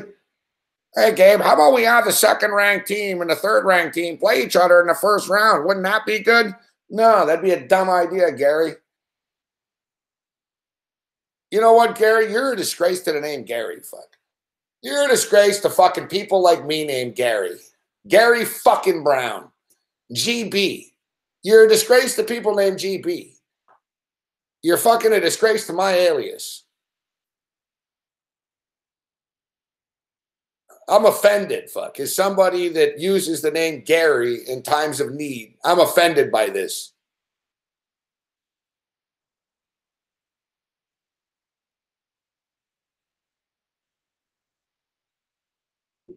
Gary Brown.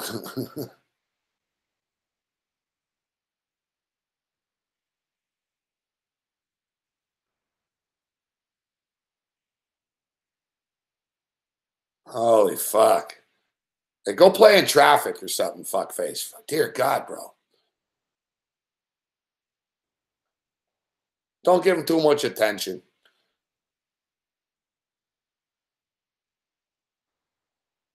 Yeah, can you do us a kindness, Don, and can you go fuck yourself?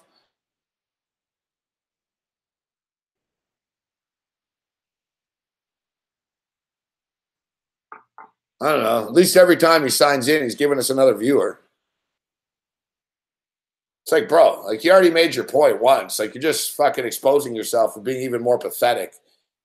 Like, are you a grown man? And right now, what are you doing? You're signing up again? Better sign up again so I can tell him to go fuck himself. Oh. 41-40 right now. 5 minutes left.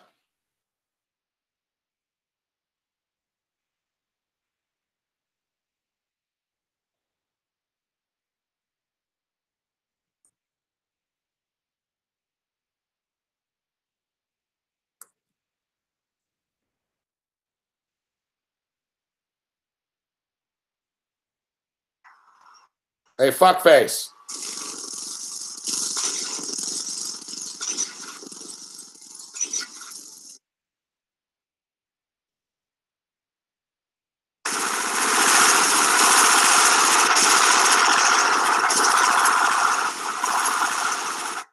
You're gone.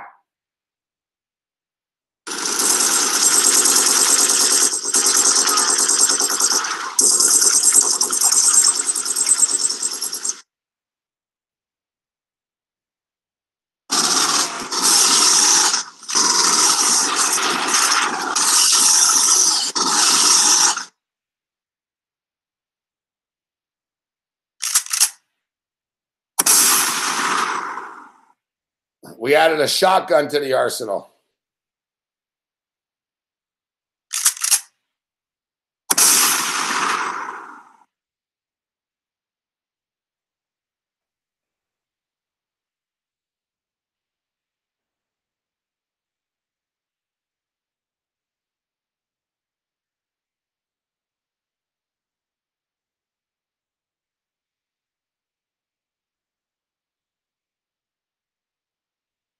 You are correct, Ace Farmer.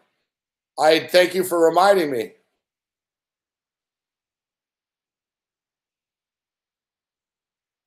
Thank you for reminding me.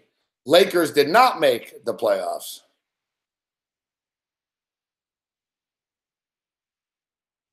I don't know how many accounts this fuckhead has, but evidently 8, because we've got 8 thumbs down. evidently 8, because we've got 8 thumbs down. So I guess he's got 8 accounts so far tonight. I wonder what his record is. How many accounts can you create? I don't know. The other night you did like 30 of them or something. You realize, though, like I said, you're just giving me an extra viewer, which I could use. Ratings are king. The only way, that's right, Donald Jizz, the only way, Jizz boy, that you could really get to me, the only way, like, it would, you know, if you hate me, is if no one was watching.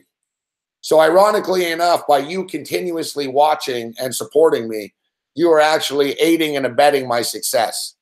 And I appreciate it.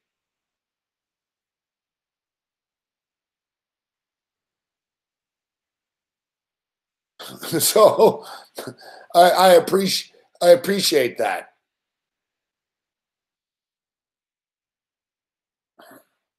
See, it's sort of like a band selling records. At the end of the night, it really doesn't matter if someone that buys the record is a fucking piece of shit fuckhead.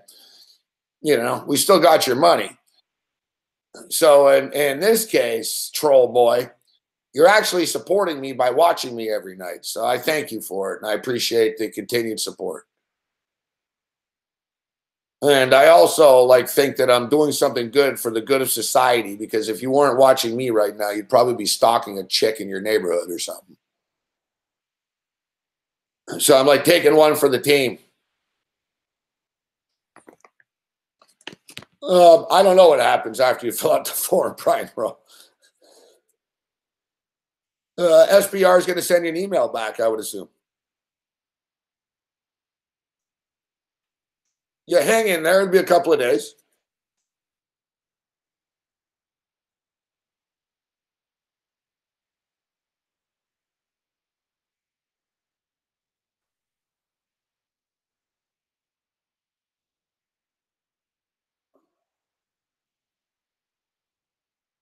Clippers 43-43, 45-43. What up, Matthias? Good to see you, Matthias. All right, Denver up by 5 with 20 seconds left. Man, what a low-scoring game. First, the Gary variety has 11. I lose the over, but I jumped on Denver on the money line, so we hit that.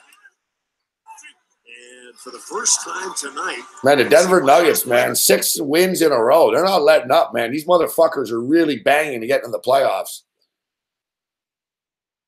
The only thing is, they don't really have a chance against Houston. Man, those would be entertaining games. We'll bet on the over. It's driving me crazy, man. We don't know what time. We don't know what time the Raptors are going to be playing on Saturday still. I'm assuming it's going to be one of the earlier start times, but our hope is to go to the Raptor game. I don't even know who they're playing. I think it'll be Washington Wizards versus the Toronto Raptors in the first round.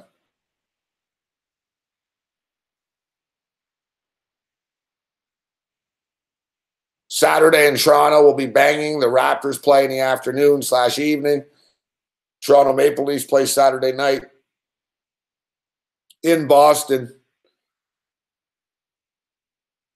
That's going to be a good series. And I, by nature, I'm not a Leaf fan, but I'm not going to lie. I've greatly softened my stance on the Leafs over the years. But I don't feel the same pain as the entire city does. You know what I mean? When they lose, and I hope they win. I pull for them. But I'll be all in as somebody that doesn't like the Boston Bruins. Denver wins 88-82. 6 in a row for the fucking Denver Nuggets. 6 in a row for Michael Malone and the Denver Nuggets. That's what I just said. 6 in a row. Who, you Babano? I just said that, Babano. Nikola Jokic, Yusuf Nurkic, Paul, big games. And Paul Millsap, some game-saving plays. Scott Hastings. And how about Gary Harris game back? Comes up maybe with the biggest deal he had of this year, although. Massive win for the Denver Nuggets. They just don't let up, this Denver team.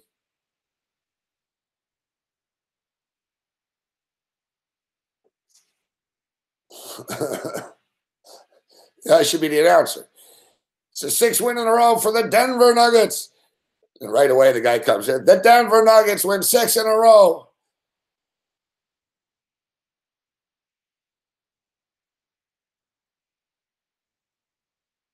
I'll always say something, and Babano says it like a minute later. He's like, oh, I just scored. I'm like, I just said that, Babano. It's like, he's not listening. Right, 54-49. Pittsburgh Brew needs the Pelican game to go under. I need the game to go over. 54-49 right now with a minute and a half left in the first. Tobias Harris, ball gets stolen. Fast break Pels. 3-ball coming. Boom. Pelicans hit the 3-ball. 57-49, 1:30 remaining.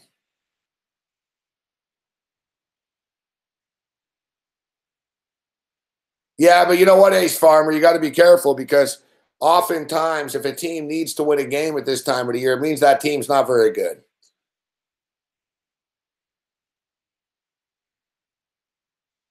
You know, when we buy into that, oh, they're in a must-win. It's like, yeah, they're in a must-win because they're desperate to get in, but it's a little bit different. The Nuggets are a good team. I mean, they're 46-win team. It's just, you know, the East is pretty tough. I was looking at the West is pretty tough. I was looking at it and I was like, all right, if you're Denver and you miss the playoffs, what's your beef? Do you have a beef? And for the record, Denver would be the 6th seed in the Eastern Conference. Like right now, Denver would be the 6th seed. And as it is right now, they're tied for the 8th seed. They would be the 6th in the East.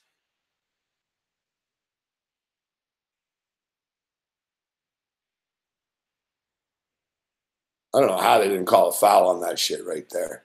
Anthony Davis got fouled like 4 times.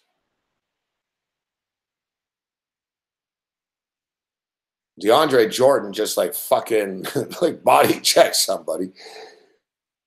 This game's out of control. What's the end game number here right now? Fuck, I like the Arizona fucking Diamondbacks tonight too. Shoulda, coulda, woulda, man. I got caught up in some other games. Very frustrating, man.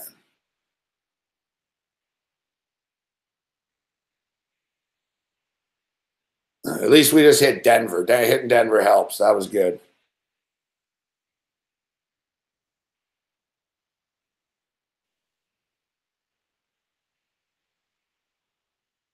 The El Paso Chihuahuas are playing right now. Big game. El Paso Chihuahuas in Las Vegas. All kidding aside, but if you guys actually ever see this shit in a Pacific Coast League, the games always go over, man. It's too late to get in on this shit now because the end game is 14.5 minus 115. They're already at 8. There's runners on second and third. Like I said, like I wouldn't be surprised if it actually went over this.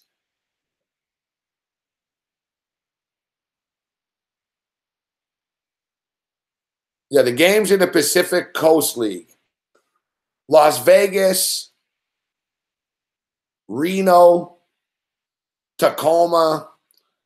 But specifically, the 3 teams specifically to keep your eye on with this trend is Las Vegas, Reno, and Salt Lake City. They all have AAA baseball teams. And the games fucking sail over the number, man. It's sort of like Denver and shit, all right? It's like there's an altitude, but the thing is, it's in the desert and stuff. Like the air is like thick and the ball travels. Like if you drive a golf ball in fucking Vegas, it'll go further there than it will on the East Coast. So, and another thing is, it's minor leagues. And another thing is, the fences aren't that far. They move the fences a bit. So you got some smaller parks with the altitude and the fucking desert air. And the ball fucking flies, man. So like I said, look, there's been 8 runs in 5 innings in Vegas tonight already. I'm kicking myself too, because last night, man, there was one of the games. It was like fucking 14-10 or something like that. This one right now, it's 8-0. The in-game total right now, 14.5 minus 125. You need 7 more runs. A lot of runs. It's because the El Paso Chihuahuas, they got the best names in minor league baseball. The Chihuahuas have runners on second and third.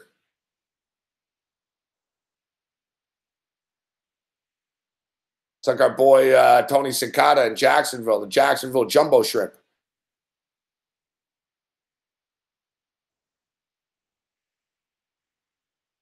Exactly. Godley's been pitching Godley this year. Very, very strong pitcher so far. I'm telling you right now, Brian Rowe, when you see a Pacific Coast League game, I'm not saying they all go over the number, but like I said, Vegas, Reno, Salt Lake, they generally do. Fresno are very high scoring too.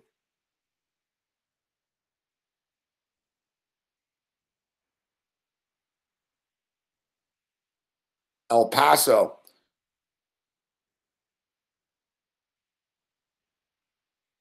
El Paso team total 12.5.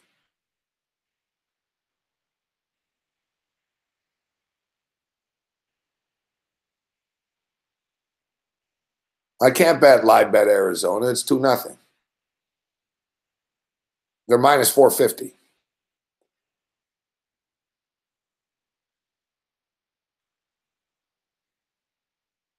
How about this team name? The Modesto Nuts. Their team name is the Nuts. It's like, I got you guys are in like nut territory, but like really, you couldn't like come up with something better than Nuts. It's the Modesto Nuts versus the Inland Empire 66ers.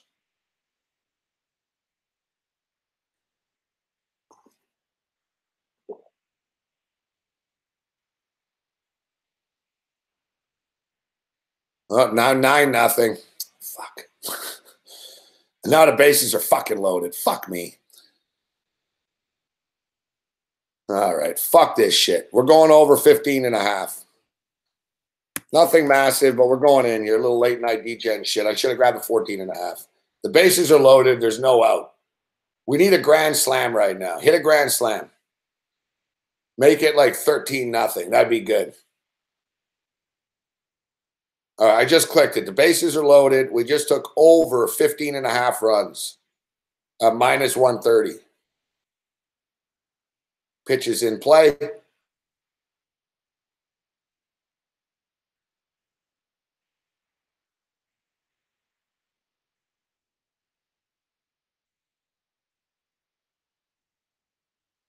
The fuck happened?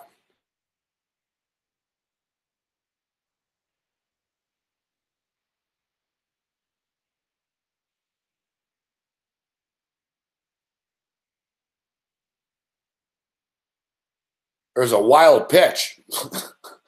I don't know what the fuck happened.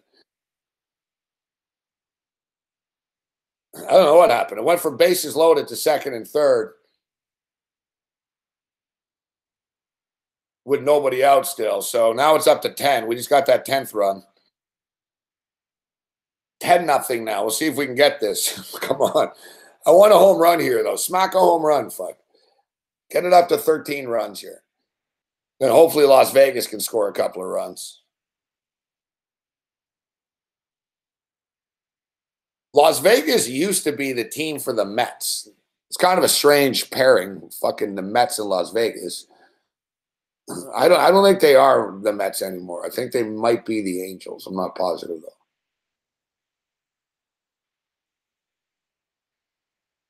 They have a nice new stadium. Come on, El Paso. Let's go, Chihuahuas. Oh, fuck me. Fucking out. Nobody scored. Fucking dickhead. Come on. Come on, man. All right. So the only game we really have to bet on right now is we can bet on some Guatemalan fucking basketball. The Pelicans are minus 11.5 right now. The total is 215.5. I really don't know what to do with this game. I lean with the Clippers, but it could get away from the Clippers.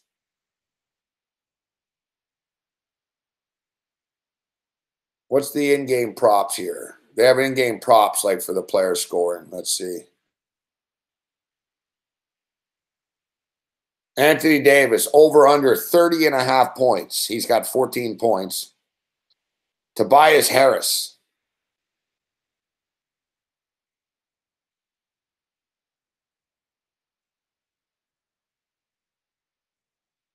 Over under 20.5 points, and he's got 9 points right now. Yeah. I don't really want to force anything. Nothing's really jumping off the page at me here. Oh, 11-0. That's good. Come on, let's get more. Let's get more. Top of the 5th inning. Give us one more run. Get out of this at 12-0.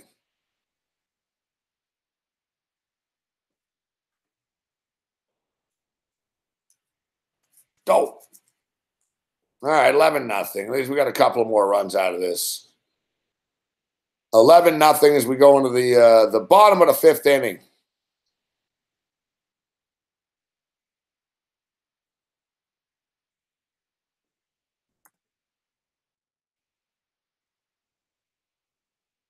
Is this what the summer has in store for us?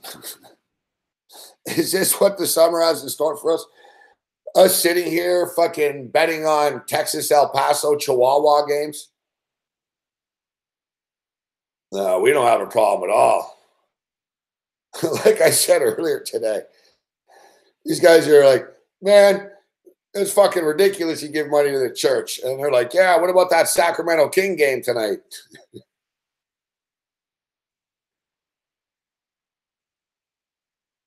Yeah, I think when you're betting on El Paso, Chihuahua games, you got a problem.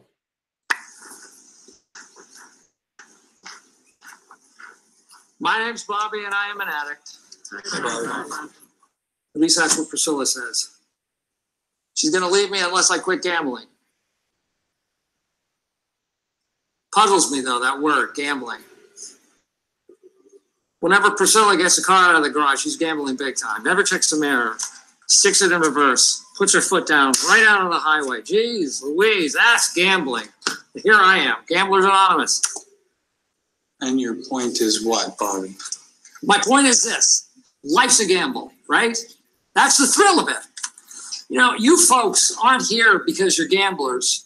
You are here because you are terrible gamblers. Well, let's. That's the problem. I mean, you lose, and that's why you're here. Okay, Bobby. I've been looking at you guys yammering on about all of your stuff, and oh, woe is me, and this is terrible. But you know what the problem is? The problem is you don't have a thing. Can we just... They don't have a thing. Bobby. They need an edge. You need an angle, an inside track, something that's going to turn you from being a gambler to a hustler, all right, from Bobby, a thank loser you very much. to a winner. Why should we give up the one thing in life that we really love? These folks don't need to stop doing what they're doing. They just need to get better at it. Who's dealing? Please. Who's in? Huh? Who's dealing? Who's in?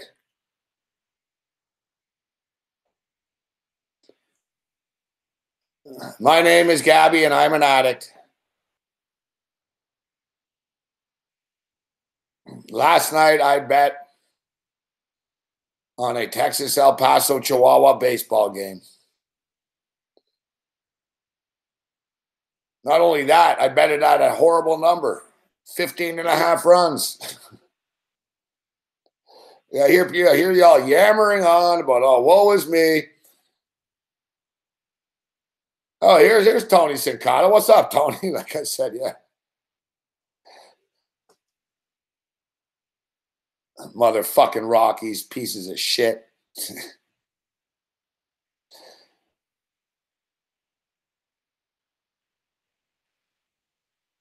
Yeah, I need some points in the second half of this. I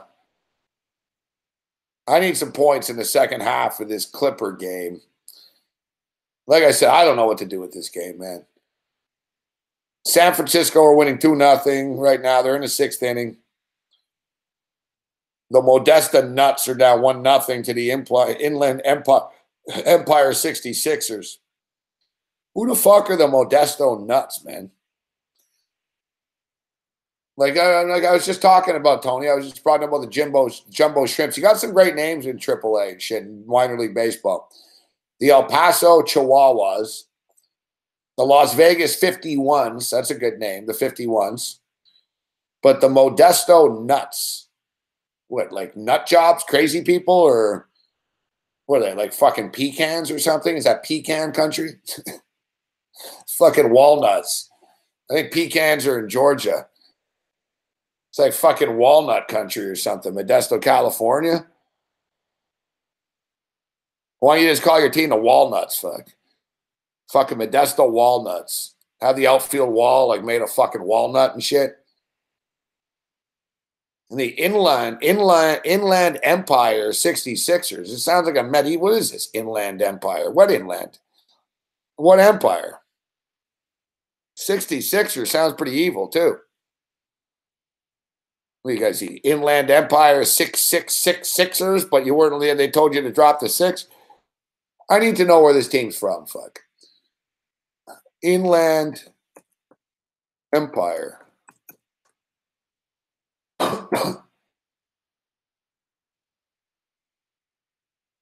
66ers.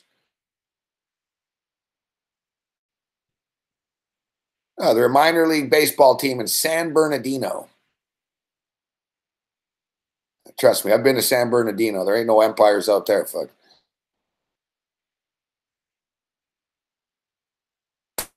Of the Los Angeles Angels. All right, so let's check out the let's see the nuts here. Modesto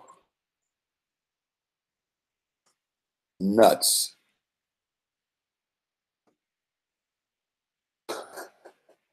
Their logo is a nut. It's like a peanut with a baseball hat on. The Modesto Nuts are a minor league baseball team. They are a farm team of the Seattle Mariners in the Class A California League. These fucking logos are the best, fuck. It's like Mr. Peanut, fuck, with a baseball hat on.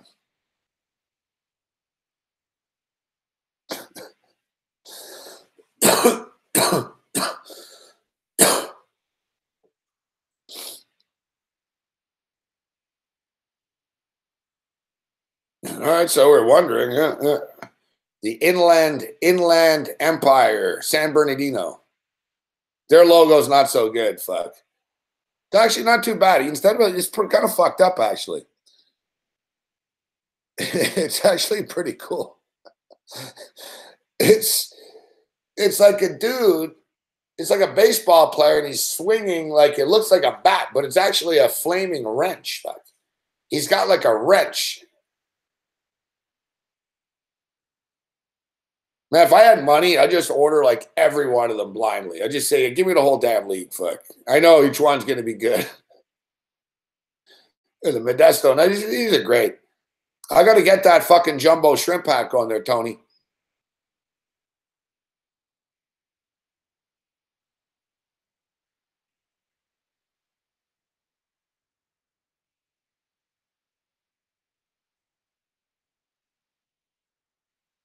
Yeah, how about that Richmond pick I gave you guys the other night? Fucking all right, 11-0. 11-0. The Las Vegas 51s have runners on first and second. Let's go, Vegas. Come on. I need some runs here, man. 59-49. The second half has started. I'm on the over, guys, so I got to cheer for the over. The Pelicans missed their first shot out of the gate. Here come the Clippers.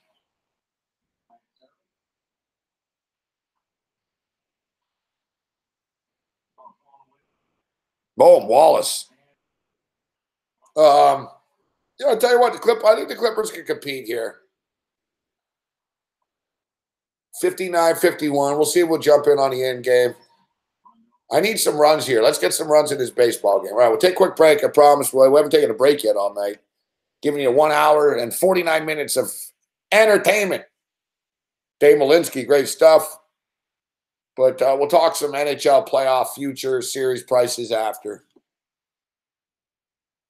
Clippers for 3. Short. All your shots have been short tonight for some reason.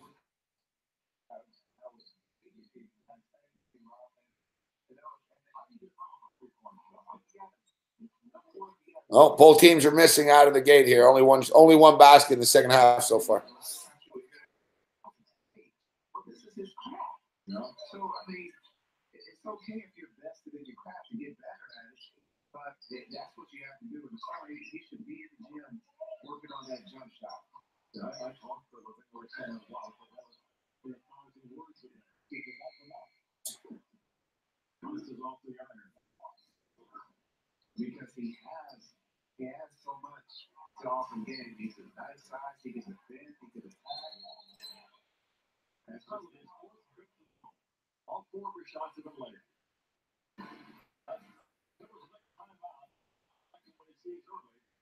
Down by a dozen.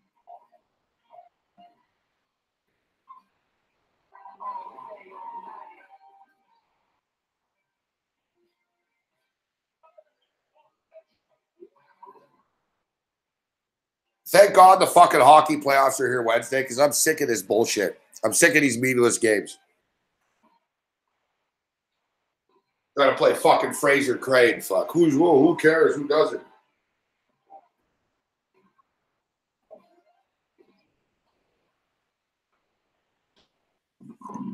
Hyundai introduces the all-new Kona, the SUV for the city.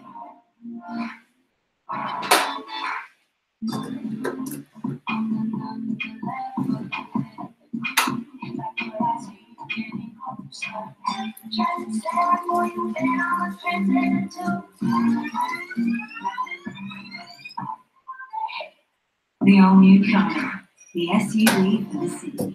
That's the H factor.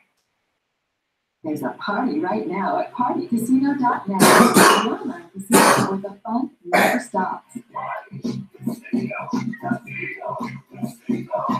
Party Casino, you'll find all your favorite casino games and much more, like Tutankhamun, $10 Million Madness, with huge jackpots and fantastic bonuses. Party Casino is where the party's at. Join the party and play now at partycasino.net. Maui Jim sunglasses were born on the beaches of Hawaii, designed to respond to the bright sun and harsh glare of the island. After 30 years, we're still independently grown, and the Hawaiian spirit that first inspired us is still a part of everything we do. Our Polarized Plus 2 lenses not only protect eyes from harmful rays, they also make colors more vivid and contrast crisper. Try a pair and see for yourself. The view's better from here. Every season, the steps to victory will be the same. Skillfully delivered 44 pounds of polished granite. Holy man, 150 feet of pebbled ice. With the 12-foot, 8-foot, and 4-foot, your home. The world's best curlers square off with 7 cross-Canada events. Casey's Grand Slam of Curling on Sportsnet. Fans have been on here at Fan Appreciation on the Ice Cube, who's bringing Big 3 basketball back. Friday nights live on Fox and FS1. It's a new season with new superstars Fridays starting this June. Magic Monday. Numbers right now down by a dozen here. 63-51 time now for Metro PCS Unlimited Performance. Just one more of these things, Bruce. And that's going to be a lot of these happening in the weeks ahead. It sure will. I mean, we got the draft lottery coming up. With 2 lottery picks, and we're in Chicago right draft and have no meaning to its position with those 2 first-round picks and what is believed to be a very good and very deep draft.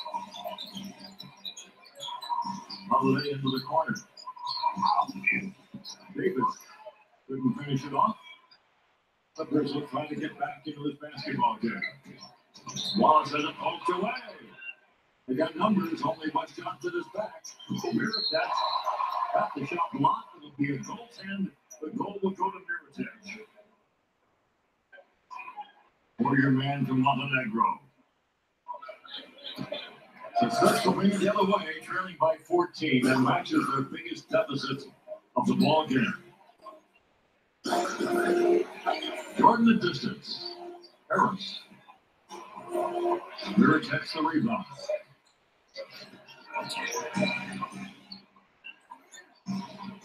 Davis can play pretty much anywhere he wants to in the basketball court. Not true of a whole lot of players in this league. No, you're right, bro. And he can shoot whenever he wants to, but he recognizes the importance of helping others to find their game because he can always get his spot like that. That's just beautiful. Beautiful basketball move by an extraordinary player. The lead is 16. Pelicans have exploded for 16-point lead right now. Clippers have hit the wall, haven't scored jack shit. In-game total, 210.5 right now. Pelicans are minus 15.5.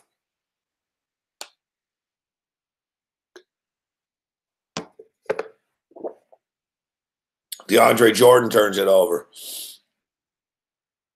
Yeah, fuck am I sick of these fucking end of the fucking season NBA games, man. Like, really, I don't know why I'm betting this shit.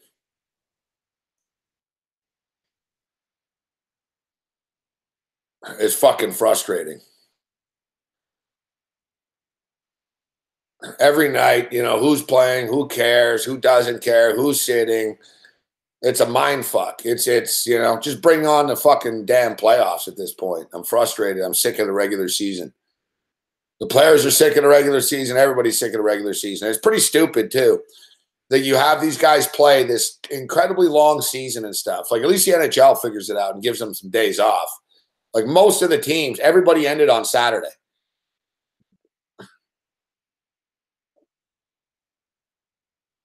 You know, there was one game last night because it was a makeup game from a postponement. And, you know, the playoffs start Wednesday. The playoffs start Thursday. The NBA, an incredibly long, crazy fucking schedule where you have teams playing back-to-backs all the time and stuff. And then you have these guys playing until Wednesday night. And then, like how the hell you're ripping fans off? Like, how the fuck is that Wednesday night game supposed to mean anything? The teams that are playing in the playoffs on Saturday, they're not going to play anybody. It's fucking ridiculous. You know, they get home fucking Wednesday night after. Let's say you're on the road. You know, you get home after Wednesday night, fucking at like 4 a.m. and stuff. And, oh, yeah, guys, all right, fuck, we got to get to our playoff destination now by fucking Saturday at 3 p.m. It's ridiculous. Like, Adam Silver gets a lot of credit for being a good commissioner because he's not a big dickhead, but he does a lot of stupid fucking shit, man. It's just stupid. The season should be fucking over, man. All right? Or like, this should be the last fucking night of the season, and everyone should know. And another thing, it's not fair to fans. We don't fucking know. I want to go to the game Saturday. I don't know what fucking time it's at. So when am I going to find out? What is this, like a private rave? Fucking find out fucking 10 minutes before you're going to text me? Yeah, we'll text you the fucking times, fuck, Saturday morning at some time.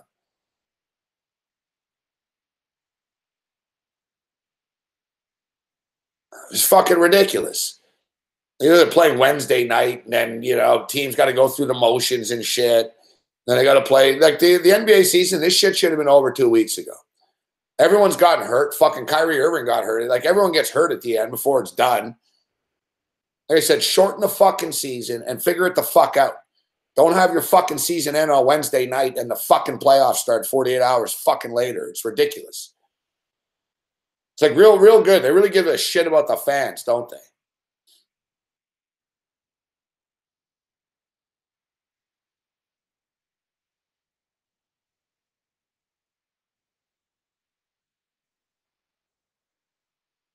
Holy fuck, this cocksucker's persistent tonight, aren't you?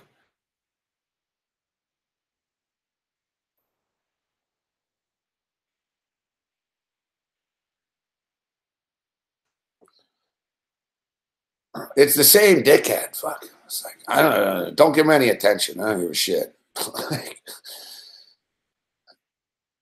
One day he'll get locked up for good. Fucking whatever. Or maybe fucking he'll do us a favor and just fucking kill himself.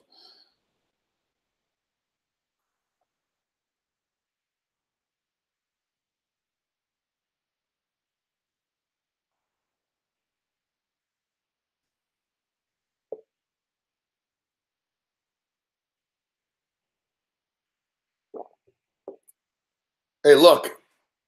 I see Rachel Maddow is on. Go watch her, fuck. Go bother Rachel Maddow.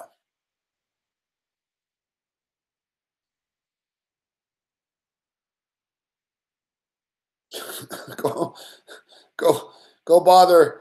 Yeah, no, he's made 31 accounts tonight. You got to give him credit.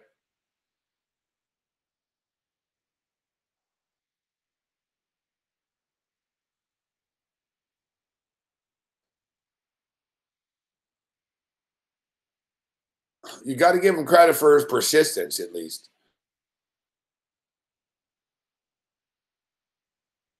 All right, yeah, we'll talk some NHL, UFC aftermath. Well, there's really not. What can I say? As good as Khabib is, he's really turned into George St. Pierre, hasn't he? He should have been able to finish Aya and Quinta, to be honest with you. I mean, he had numerous opportunities to finish him. He didn't. I don't like Conor McGregor. I'm not a Conor McGregor fan. But I'm not so sure that Khabib murders him like I was hoping and like I thought. Like, Khabib would be in a lot of trouble standing up against Conor McGregor. And Conor would be able to potentially knock him out and shit before Khabib took him down. And I'm not even so sure that once he got down, that Conor wouldn't be able to get back up at times.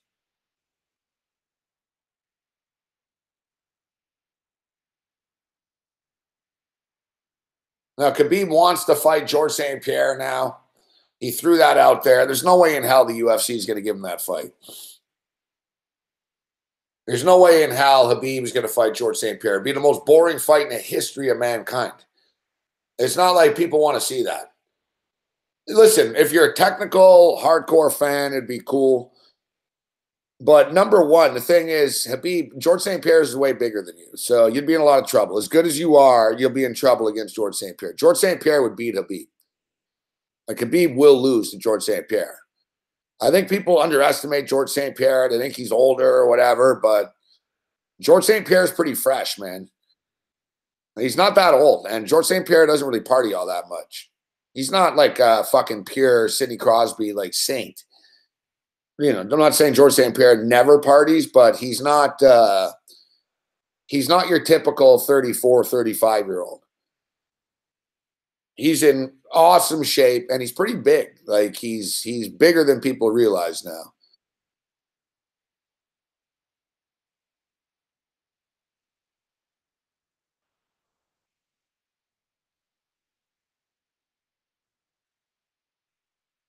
Yeah, 79-55. Yeah, so it's not the most exciting stuff. As far as Conor McGregor is concerned, I don't know. They're going to get Conor back in the mix as soon as they can. They went from being all sorry about the attack and shit to using it in promotional material. I think the Clippers have scored like 4 fucking points. Oh, it's a miracle they scored. Thing is, the Pelicans are scoring so much. I think the total sort of is still in play.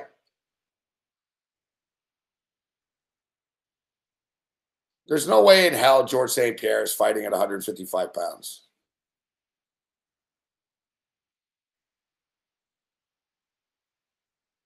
George St. Pierre can't make that weight.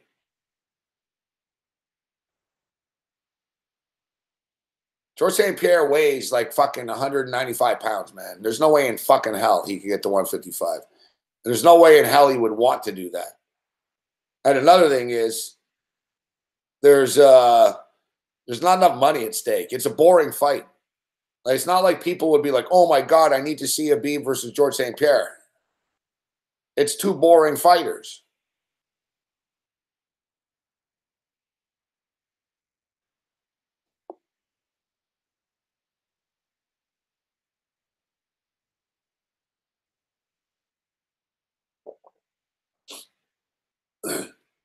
GSP wants to fight Conor McGregor. GSP knows he can beat Conor McGregor and he can make a lot of money doing it. So that's why he wants to do that. But like George said, he won't call out somebody smaller than him. He believes in the code there that a fighter can't call someone out in a smaller weight class. So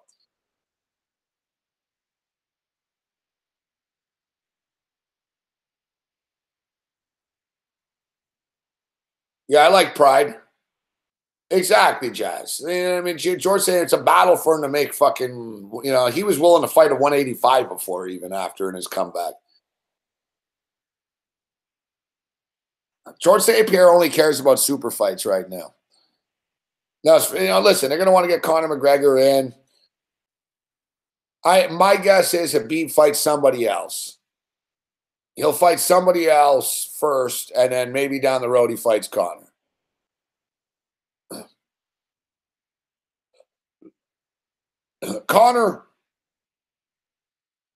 Connor's going to be out for a little while. Now, I'm not saying, for forever, but Connor's going to be out for a little while in the sense that they can't book him right now before he goes to court. They need to get through this. They can make plans for the future, but, he's not fighting before June. And basically, my guess is he comes back in the fall. And he's got to hope that he gets through the license stuff, but he'll be able to do that. He might have to fight in Europe. Like, there's a lot of unknowns with Conor McGregor, so they can't wait for him. They're going to have to move on. Conor's going to come back down the road, but as it is right now, Conor has to go to fucking court. What is it, June 14th? Or is it July 14th? I think it's June 14th, which isn't that incidentally the start of the World Cup.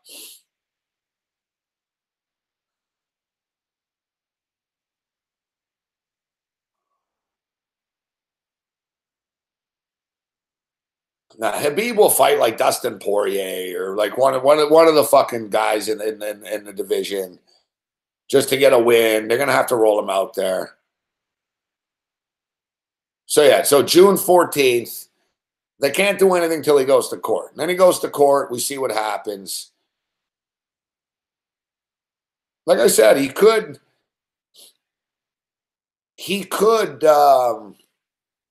A lot depends, though. Like, it depends on whether the fighters that got injured in the van are going to press charges and go through with the case. He could settle out of court with them. There's a lot of shit that could happen, right?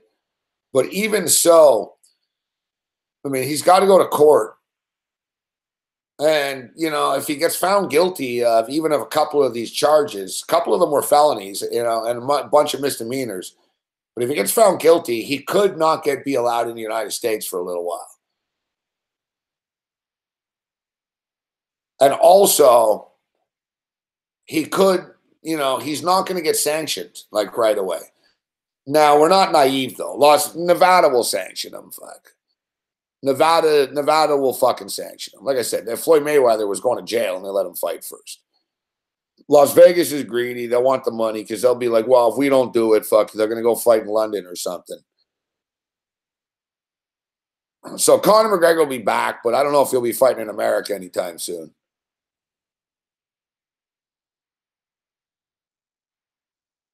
Yeah, the difference is, though, Ken Peacock, Mike Tyson's American. Conor McGregor is not an American citizen. He committed a crime as a foreigner in America, like JP stating. Anyone with a record and you commit a crime in the States, they're not letting you back in after. Now, he's got money, so he's going to get this and that and different. He'll be able to sign shit, but doesn't mean automatically. They might tell him, listen, you got to leave the country, fuck, and you can apply to get back in a year or something. You know, who knows what they'll do.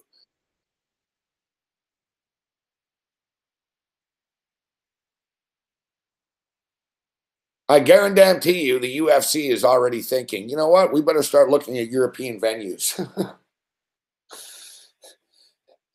Because even if he gets into the States, like the New York Athletic Commission basically stated that they want to talk to him. That, like, yeah, there's no way in hell, like, he could just announce a fight there. Like, he would have to go through a process to fight in New York. So if he got suspended, there's going to be ramifications. We'll see from who. If he got suspended by the athletic commissions for this shit, other American athletic commissions would respect New York's decision. Like, you'd have to go to a hearing and say, all right, you know, why did you do this and what happened? And the thing is, it's not a court of law, but these people fucking control your career, man. Like John Jones. Like, John Jones was kind of flippant and snappy to a couple of the people, to one of the chicks in Las Vegas. And I know it seems like whatever, like, you know, you could tell the chick to go fuck herself and she can't arrest you, right? But she can fucking deny you a fucking license to work. I remember John Jones was like fucking lying through his teeth to the commission. He was joking. He was like, thought it was a big joke and shit. And one of the guys on the commission was a nice old guy. And he's like, you know, I like you, John, and I want to believe in you. And he goes, I just can't believe you'd be this stupid to do this again. So I'll give you the benefit of the doubt. And then I was watching a hearing, and then one of the other guys, he says, I don't believe you, John, and I don't give you the benefit of the doubt. You've lied to us 3 times already. And then some chick fucking denied. Bam, fucking. That's what Connor will have to deal with. Like, you know, Connor, you think it's all a big joke. Yeah, you got money and shit. Money won't get the commission. You're flipping to the chick at the commission. She'll say, fuck you. I'm not giving you a license.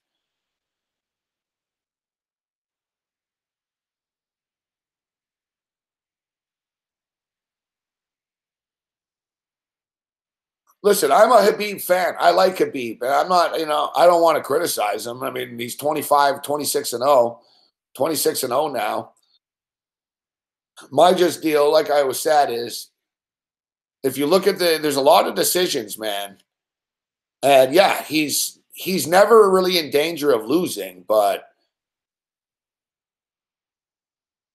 the finishes aren't there. And there's no criticism in that. You know, it is what it is. Right, look, and that could come. You know, he just won the championship. And another thing is, too, it's not easy fighting a guy that you didn't know who you're going to fight, just finding out and fighting him that day. Like, it shows how good he really is. The guy is, like, arguably the best fighter in the UFC right now because John Jones is suspended, but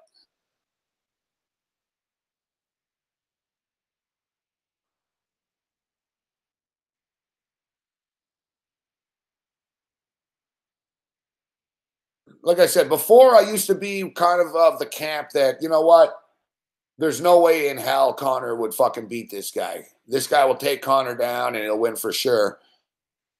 Even though I don't like Connor, I'm not so sure we can say that for sure.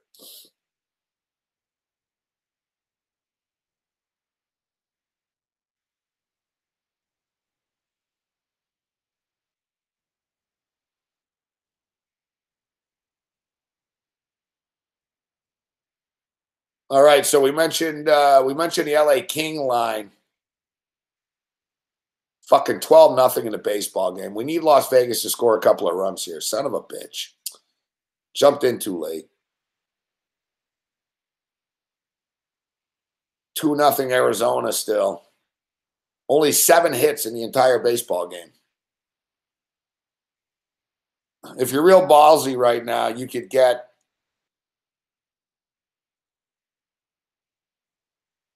you can take San Francisco plus 1.5, plus 205. 2.5 over under is like it's 3.5 now. Run around first base. Over under 3.5 is minus 175 to the under, plus 145 to the over 3.5. I think it'll go under the 3.5. Basically, on this, you're betting if San Francisco is going to tie the game or not.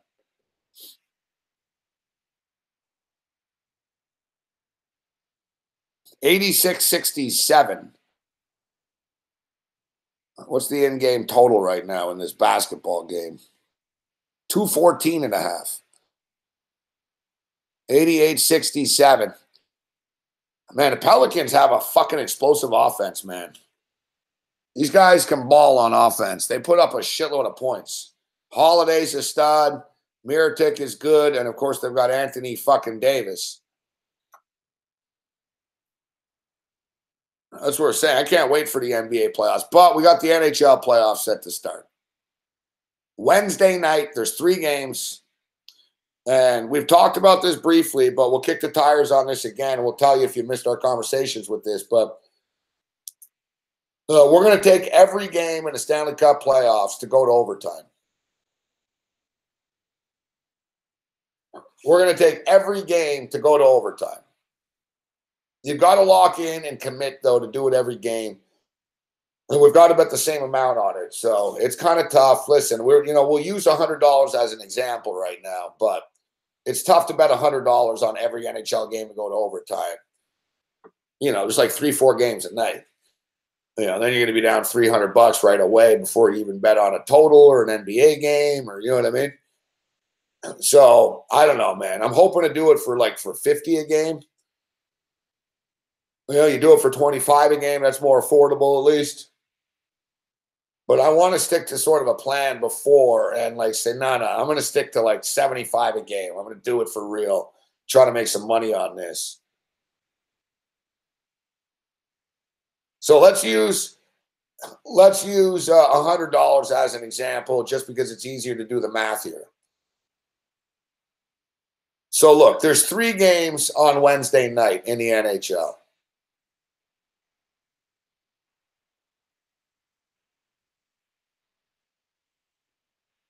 Just for the record, predictions guy, I don't know. Joanna is like a lot of these chick fighters. Sometimes she's hot. Sometimes she's not. Sometimes she looks like a witch. And then sometimes she looks all right.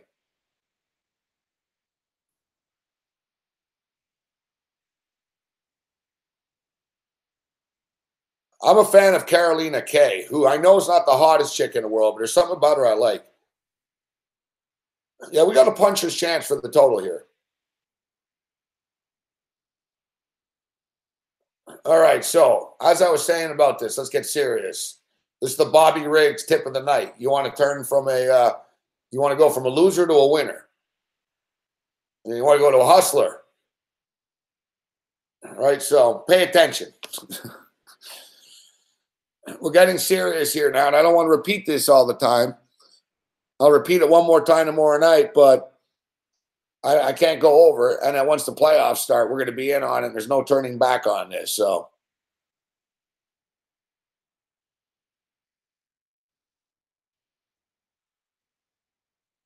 all right. So listen, there's 3 games on Wednesday night in the NHL.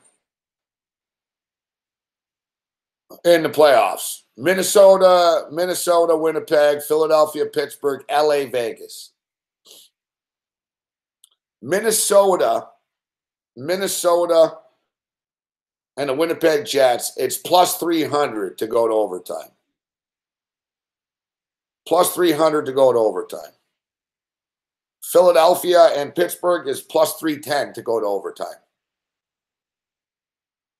Las Vegas and LA, which will go to overtime, is plus 275. See, the sportsbook kind of knows, yeah, that one could go to overtime.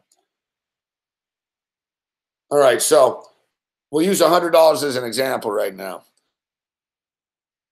And every night in the Stanley Cup playoffs, there's going to be 3 to 4 games. On Thursday, there's 5 games. Thursday, there's 5 games.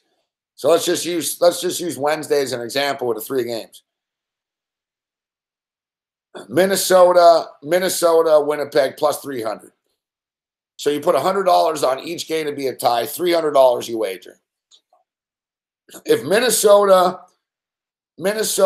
and Winnipeg is a tie, that's plus 310. So you'll get $410 back because you'll get the plus 310 for your 100 plus your $100 stake. So you'll get $410 back.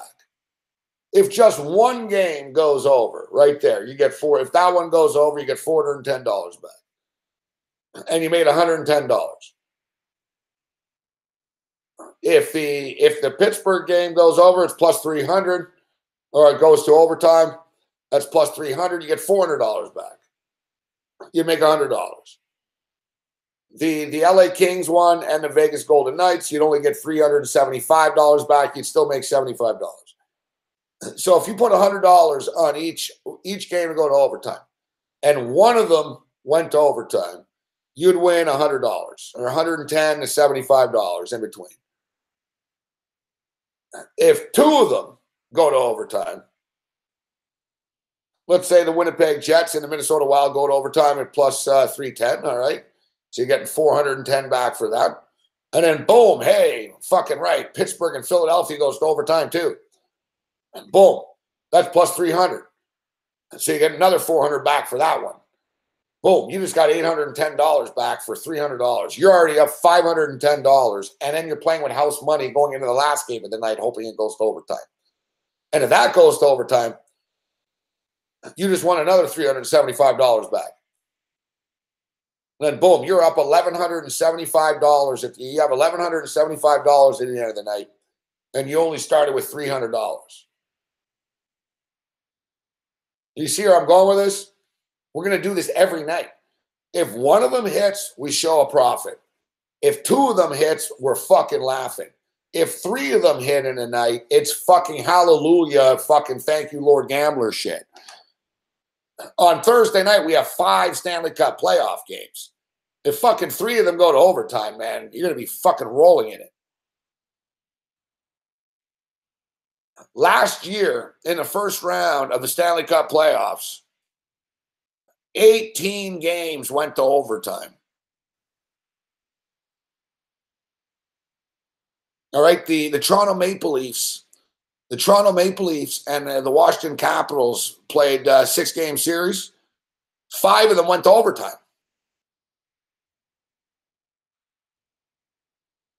There are overtime. Just here off the top of my head, the year the Montreal Canadiens, last time they won the Stanley Cup in 1993, they won 11 games in overtime. 11 of their 16 wins in the playoffs were in overtime. The NHL playoffs, that's all it is overtime. Like, I'm amazed that the book is actually offering plus 300 and plus 310 and shit. I was expecting plus 240s. Now, the Vegas game's plus 275. I tell you, we're going to nail them. Hopefully, we nail them in the first 8 games. We get like 4 or 5 overtimes, and we cash it, and then they're going to move it all down to 260 and 250. No, I'm not naive. I know that there's going to be a few nights where it's going to be frustrating and shit, where it's like, oh, fuck. You know, or there'll be a little run where, man, it's been 5 games in a row with no overtime, or 6 games in a row. But as I stated, we really only need 1 in every fucking 4. 1 in every 3. 1 in every 4, you lose a little bit. You know what I mean? You sort of break even, lose a little bit depending on the number. But if we can hit this at like a fucking 30% clip, 1 in 3 games type of thing. There's 3 games, we hit 1 of them, we make money. We hit 2 out of 3, it's a big night. On a night when there's 4 games, boom, we hit 2 of them, we're fucking laughing. But we're not swinging for the fences here like something insane. As I stated, last year they set an NHL record. There was fucking 18 of them. All right, and it's been a pattern. Anyone that follows the NHL and watches the NHL playoffs knows there's a lot of overtimes.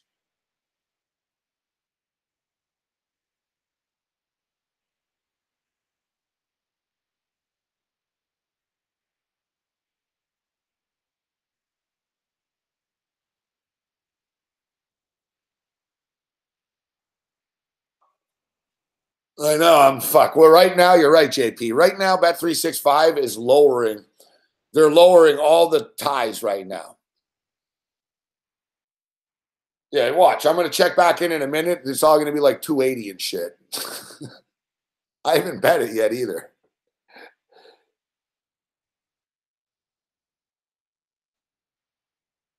Now, listen, already today, Cam was like, well, he goes, yeah. He said, I'm going to follow you on this. I'm going to do this, but He goes, I don't think the Winnipeg, Minnesota game goes to overtime. And I told him, no. You got to do every game, fuck. You can't start picking which ones are going to go to overtime and not. You don't know, fuck. You got to do every game. You got to do every game.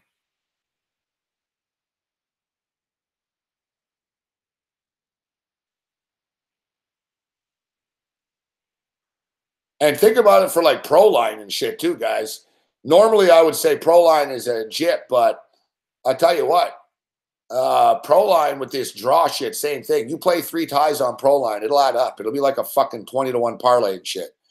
Just take a shot. I'm telling you, I'm going to do it. I don't never advocate playing Pro Line, but I'm going to do it every day. I'm just going to go to the corner store and play like $20. Fuck. Draw.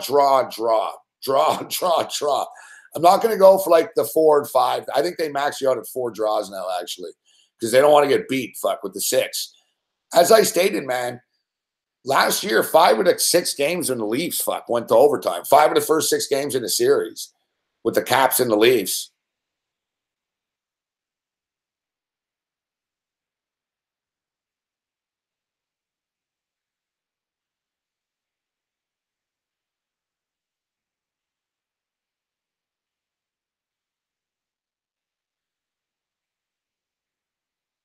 %36% of playoff games went to overtime.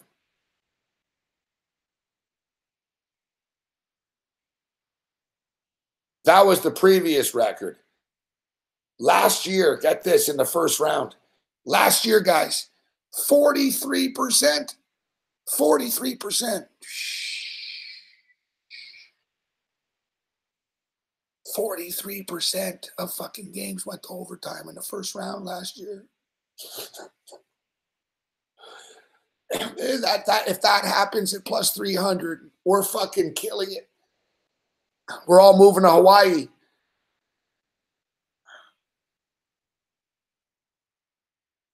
Like, that's the type of shit where you'd make like literally $100 better would have made like fucking $13,000 fucking dollars and shit, fuck, in a 2-week run on this.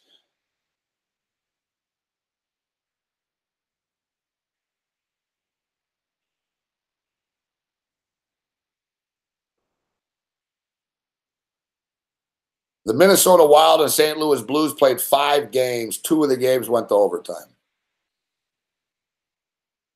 San Jose and Edmonton last year played in the first round. 2 of 6 games went to overtime. Not bad, in fact, 33%.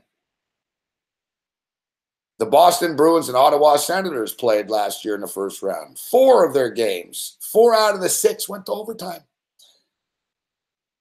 Montreal Canadiens and New York Rangers played in the first round last year. 2 of the 6 games went to overtime. The Washington Capitals and Toronto Maple Leafs played a 6-game series last year. 5 of the games went to overtime. You see where we're going with this? Now, listen, last year, hopefully we're not a year late on this shit, but nothing's really changed in the NHL. Like, the NHL is the NHL. All these teams are evenly matched. The referees don't call anything in the playoffs. And these teams fucking, people play for overtime and shit. Like, if you're a road team, you're happy. You're like, man, we gave ourselves a shot. We're going in OT 2-2. Anything can happen, boys. Let's get it. That's the mentality in hockey.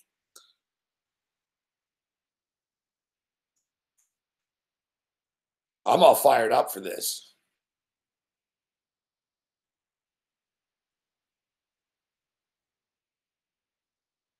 I'm all fired up for this.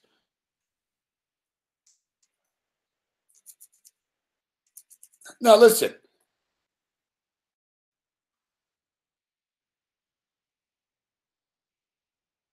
Yeah, that's what I'm talking about. JP, because that's what I'm looking at, JP, right now. Because the fact of the matter is, there is no bet, will the game to go to overtime now, but a regulation draw, JP, that's a tie. That's overtime. It's like a soccer bet. Like a 3-way bet in hockey, it doesn't include overtime. Like, that's overtime. Like, when you bet a tie, so instead of like the definition, instead of game going overtime, you're betting a tie on a 3-game bet. Thanks for mentioning that. So it is true. So yeah, when you bet this, guys, look for regulation puck line. regulation. It's generally, so it means it's within the 60 minutes. What happens in the 60 minutes? So, it's like a soccer game. After 90 minutes, you bet a draw, then you're good. That's a draw. This is the same concept. You bet the 60 minutes, you bet a tie. So I should say, well, I'm talking about the overtime prop, but I'm saying when you bet it, bet a tie.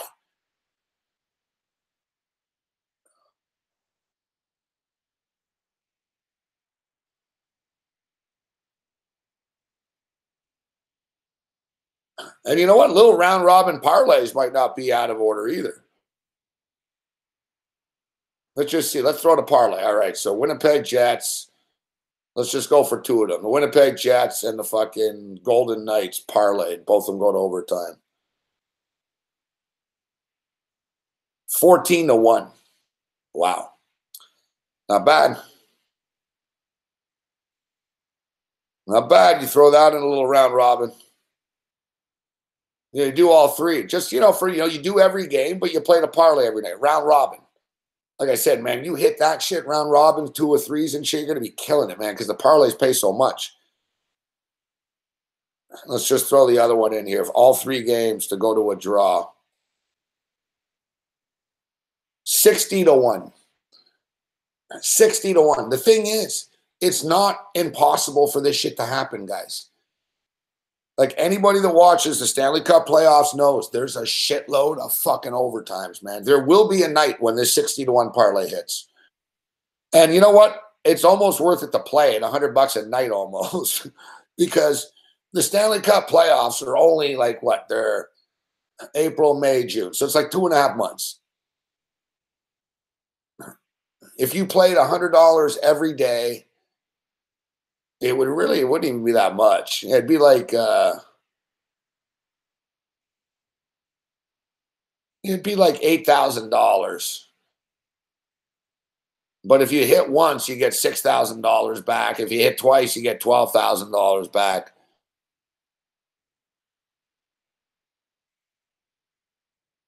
I can see it now. On Wednesday, there's going to be no games going to overtime. People are, oh, fucking Morency, that idea sucks.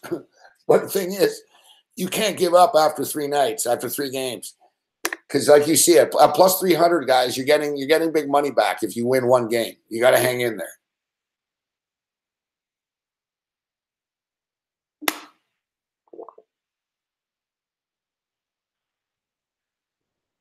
Yeah. Every book will have that. Spread the Go, they'll have it. Bet Online will have it. Just look at it should be called 3-way betting. 3-way betting. Regulation line, 3-way betting. The terminology might be different at different books. Let me just take a quick stretch, bathroom bong break.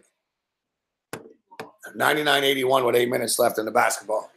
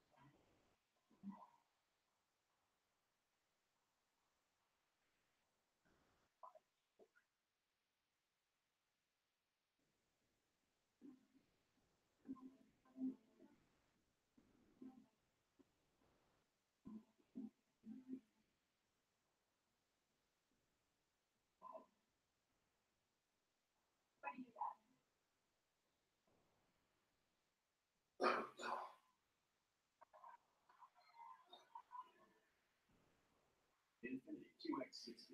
Impressive performance and seating for 7. Infinity. Empowered to drive. My grandson, John Paul David Wilson. I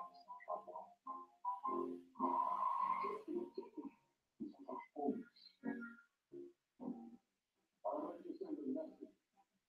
I will not pay a single cent.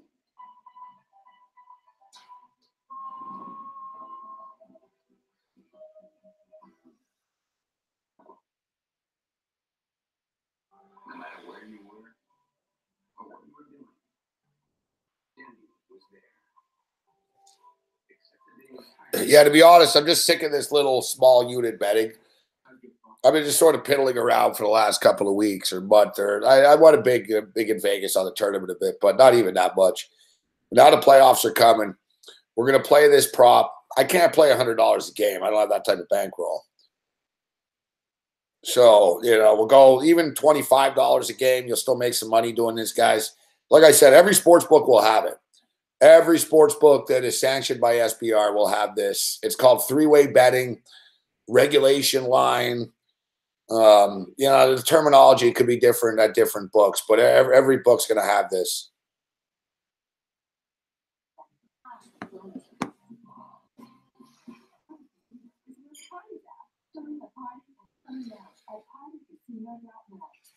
Pelicans look like they're in second place from a playoff berth there of 104-83 here. Mike Shields on playing hanging out. Get after the game. It's the fly brought to you by the SoCal Moss Bills meeting on. Corey McGinn was trying to break this one down. We did it from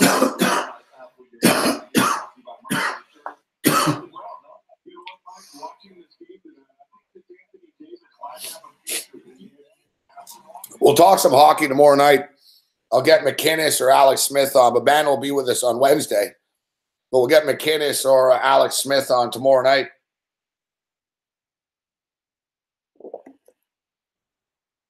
Talk some NHL. Our boy Paul Bovey. Just got to get Bovey back in the rotation with the NBA playoffs. But I love Paul Bovey.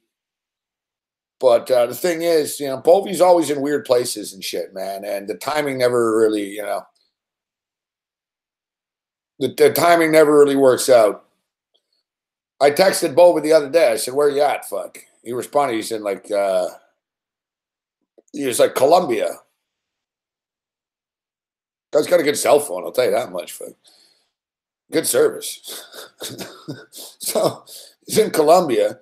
Then I texted him. I didn't hear from him for like 2 weeks or something. He sent me a message. "Hey, what's up?" I just said, "Hey, where you at now?" And he's like, Thailand. Taiwan, Thailand, Colombia. I don't know. Fuck. It's like always 14-hour time difference. I don't know. The guy's tweeting about the NBA, but I don't know if he's fucking watching. I don't know,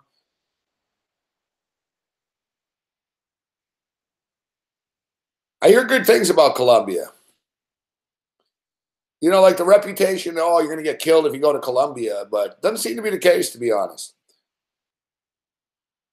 I had a taxi driver in New York City, actually, when I saw Drew and I went to the Jet-Bills game. I remember he was Colombian, and he told me. He's like, "No, man," because I was talking about Costa Rica being next door and shit. And he was telling me, he goes, no, it's not dangerous like you people think. It's like, he's like, that's in the movies, fuck. He's like, the Medellin cartel and shit. He's like, that's like, he goes, yeah, there's drug warlords, but he goes, you won't get kidnapped on the street. You're not getting, you won't even get robbed, he was telling me. He goes, no, it's just like a normal fucking city. And I saw Paul Bovey tweeting. He goes, nothing but good things happen to me in Colombia. He's probably banging hot Colombian chicks. He's like, yeah, Bovey swears by fucking Colombia.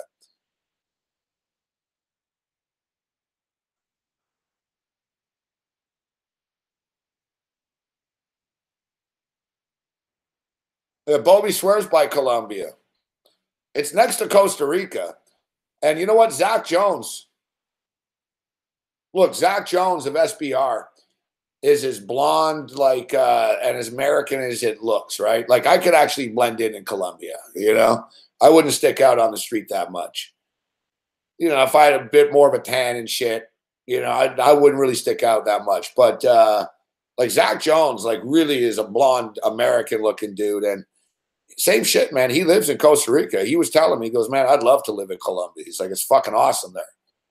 Like he goes there like for vacation and shit. Like he lives in Costa Rica, but he goes with his family and shit to fucking Colombia.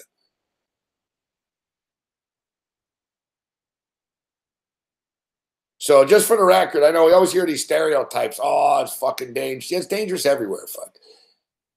Yeah, it's fucking dangerous in fucking Pittsburgh. Fuck, if you go to the wrong fucking street, you know what I mean? It's the same shit. Like, yeah, if you go up into the mountains and you piss off a warlord and piss on his property, you probably got a problem.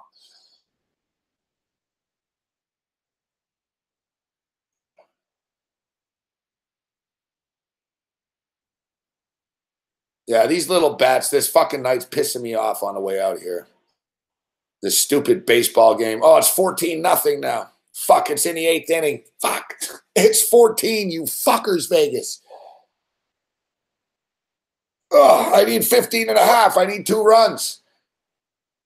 It's in the bottom of the 8th inning right now. There's 2 outs, so at least Vegas get another at bat, but they haven't done jack shit. Fuck me, man.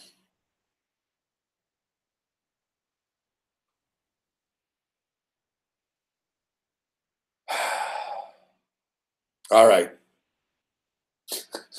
So we're talking about the ties and stuff. Now, it doesn't mean the teams aren't going to win the games, right?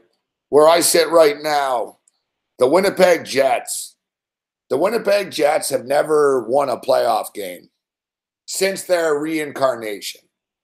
It's kind of, a lot of people throw that out there. They've never won ever a playoff game. It's not true, fuck. They won 2 playoff series before in the 80s. All right. They won in like 1985 and they won in like 87 or something. Both times they beat the Calgary Flames. So the Jets have never beaten anyone other than the Calgary Flames in the NHL playoffs. I think they won the WHA championship, though, before. The WHA used to be in another hockey league in the 70s. It was pretty good. So it's like the USFL of hockey. Bobby Hull was their first signing. They had big stars. Like, they had big guys. Gordie Howe, Bobby Hull. They had big guys to sign there and shit. And the WHA actually was such a force that the NHL at first scoffed it. They were like, fuck these guys. What are they going to do? And then they were like, holy shit. The WHA went to all the markets the NHL wasn't in and built this cool league.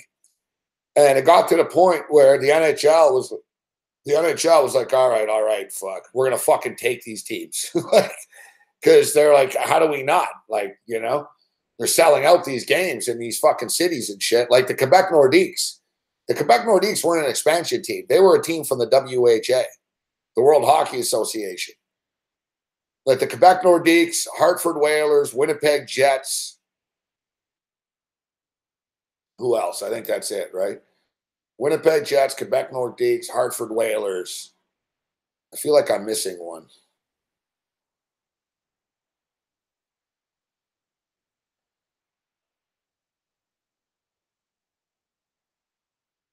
I feel like I'm missing one.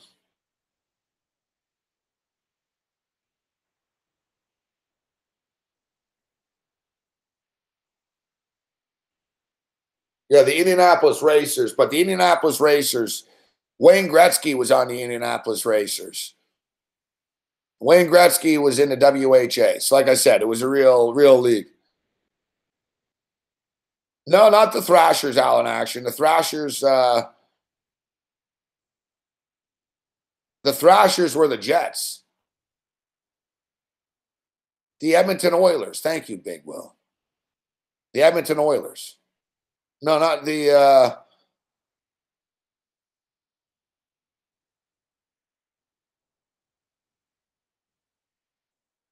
no, the Minnesota North Stars were in the NHL. The Minnesota North Stars were in the NHL, Blaker. The WHA had the St. Paul Saints. Like Minnesota North Stars, but the WHA had a team in St. Paul. I think the North Stars were in Minneapolis, but the WHA had a team in St. Paul.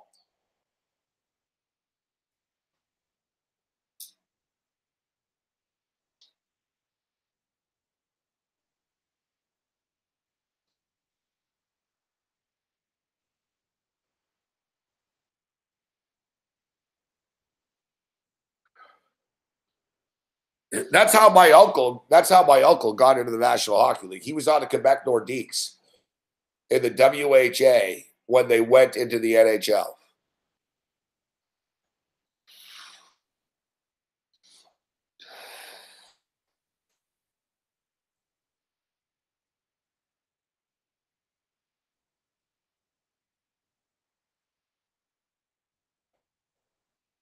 I can connect pretty much any hockey team, but I'm a little fucking tired. The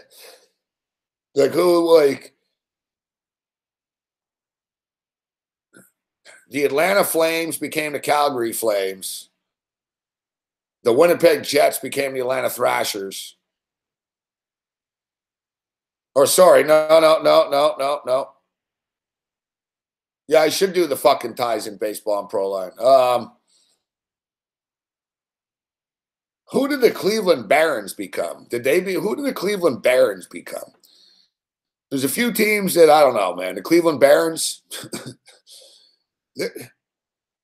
fuck, they got up to 210 here, but we're going to fall short.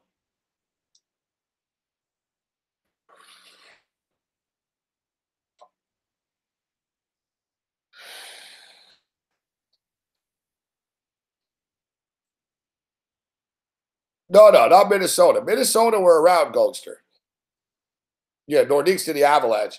Minnesota were around, guys. Minnesota were an expansion team in like 1969 or something like that. Like the Minnesota North Stars were in the league my whole life. Like growing up, the Minnesota North Stars were in the 70s and shit.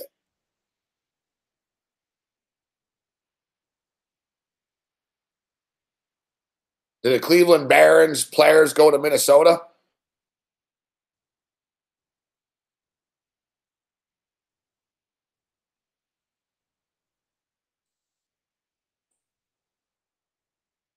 Your uncle played for the Barons. That's pretty cool. I want to get a Barons hockey jersey, actually. I like all those old school classic hockey jerseys, the NHL. Fuck, they got up to 213. Son of a bitch. Fuck. Ugh. Pelicans win by 13.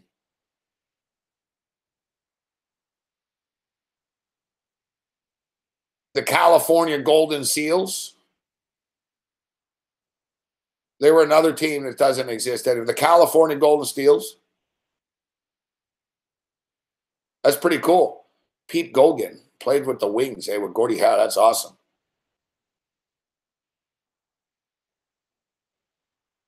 Yes.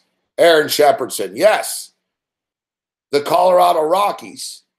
Wicked jersey, fuck. The Colorado Rockies. Don Cherry was the coach. After Don Cherry was the coach of the Boston Bruins, he was the coach of the Colorado Rockies. Yeah, the Colorado Rockies.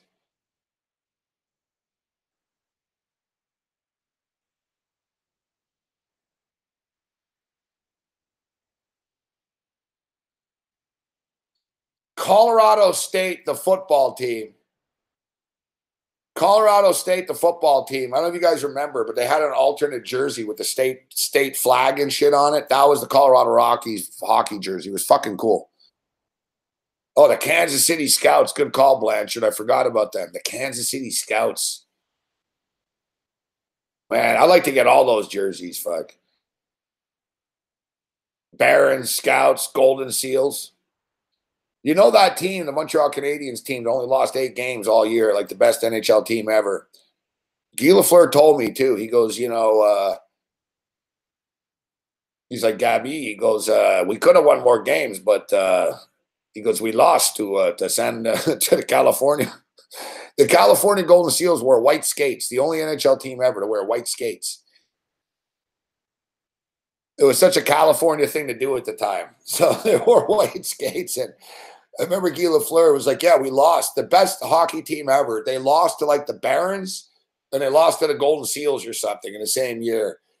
You know, he goes, yeah, we lost all the shit teams, man. Basically, they partied too hard. They took it for granted. They're like, yeah, we're not going to lose to the Golden Seals, fuck. And then they lost to the Golden Seals. They played in San Francisco at the fucking Cow Palace.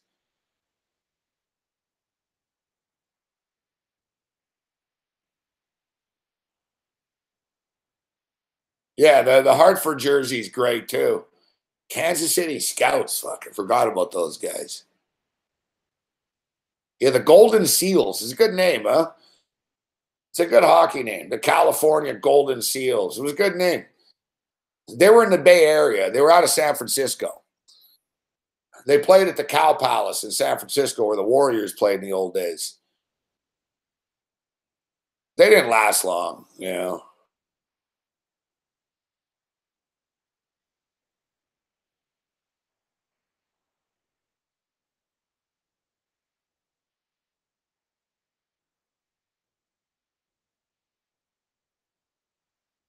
Oh, it's a great name. Yeah, the Seals on the pier, golden. Man, I'm getting nostalgic now. Bring back the Golden Seals, man. San Francisco has money, fuck. They should just do it, fuck. Golden State Warrior owner should just say, yeah, we're fucking doing it. The San Francisco Golden Seals, fuck. Or the California Golden Seals. They should do it. They make money, man. Ottawa had a team in the old days, Aaron. Ottawa like won a Stanley Cup in like 1906 or something.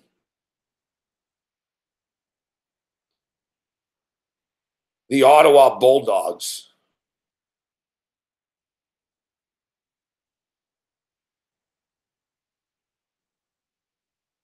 At this point, I hate to say it, but it would make sense for the Senators just to go to Quebec City. Lord Gugu saw that. Yeah, Cow Palace, legendary music venue, too. A lot of crazy shit's happened in that building. Yeah, San Francisco, man. You're paying $3 million for fucking little townhomes and shit, and you got homeless people taking dumps on the fucking street outside your fucking door. San Francisco is a great city, but it exploded too much, and there's homeless people fucking everywhere. They can't afford to live anywhere, so they're on the street, and they're like fucking, they're hardcore, man. There's like fucking tens of thousands of them and shit. They fucking take over parks. They take over sidewalks.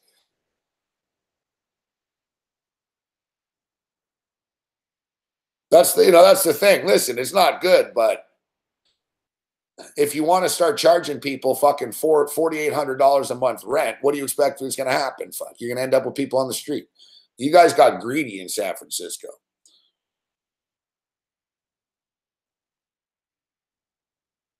They got greedy. And now it's like the purge and shit. Fuck. Eventually the poor people are going to turn on you and fucking, they're going to fucking rob you and shit. Like, that's what's going to happen. Eventually there's going to be just so many poor people are going to be like, you know what? Fuck, why don't we just rob everyone?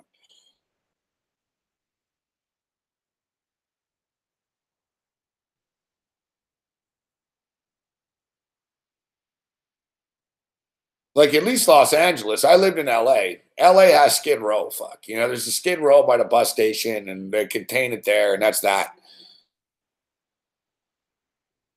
Like San Francisco is an exorbitantly expensive city. Like I don't know how people can do it.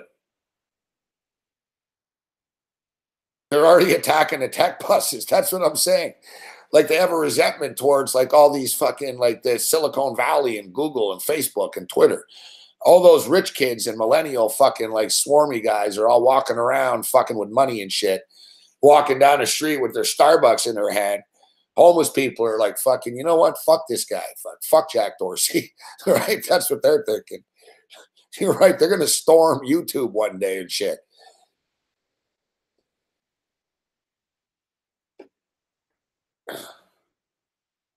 Golden State Warriors. Yeah, no, we're not even kidding. Like Drew is saying, like not about the homeless people, but like the sort of anarchist and shit. They fucking hate these people. Like he said, it's serious. Like they are. Like they have to almost go like government workers, like on fucking security buses and shit. These people are like nothing better, fuck.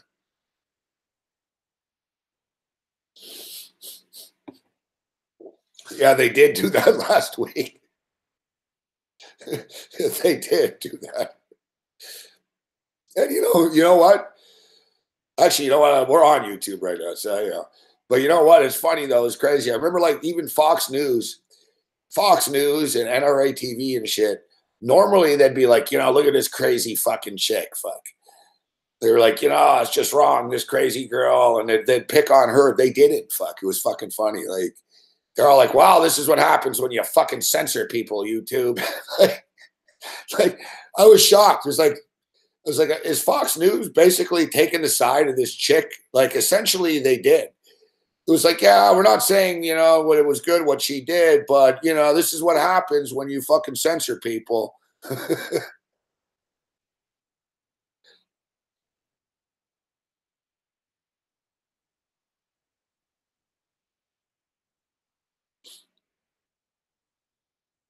Hey, listen, that stuff happens everywhere, guys. I was in Montreal last week, and I was in the metro, and man, there were like fucking 6 cops and 3 cop cars and shit. And I was like, oh, fuck, what the fuck happened here? And I got into the subway, man, the metro down there, and they took this homeless guy out, but they didn't clean his shit up. Some guy took a fucking dump in the fucking metro in Montreal. They just left it there. I nearly threw up, fuck. It was fucking, I look over, I'm like, oh my God, fuck. It's like fucking big pile of steaming fucking human shit, fuck, on the platform in Montreal. I guess the cops were like, we're not touching it, fuck. And the cops had the gloves on, and I noticed too, they weren't like, the homeless guy was sort of walking ahead of them, and the cop behind was just sort of poking them, like to keep them going. All the cops were like, want to keep their distance from him and shit.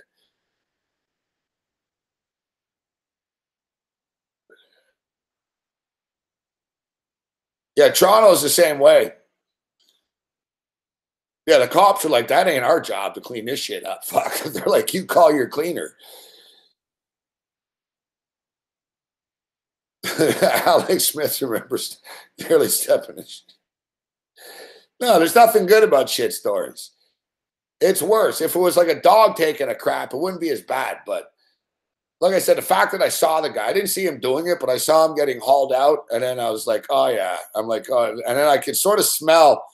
And I was like, holy fuck, man. No wonder they kicked him out.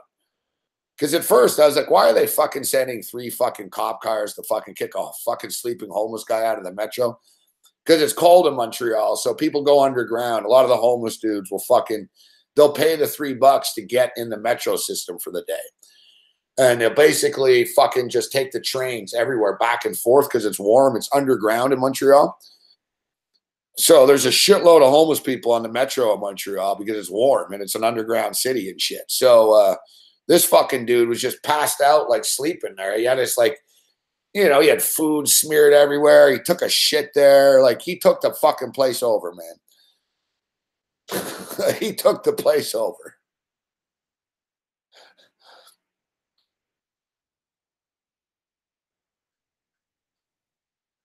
Yeah, I'm going to be moving to Vancouver where it's motherfucking expensive too. It's expensive everywhere.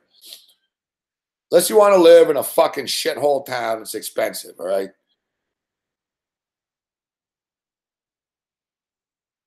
Look, I was at my brother's house in Montreal. He lived in a nice condo and kind of in a dodgy part of town, to be honest with you. But it was a nice new condo, and it was $1,600 a month. So it's not dirt cheap, even in Montreal.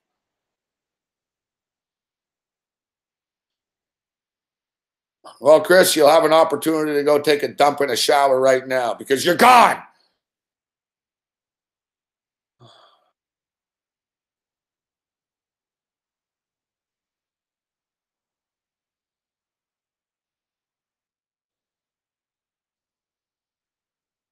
No, T-Bone set up shop in Denver. T-Bone has set up shop in Denver.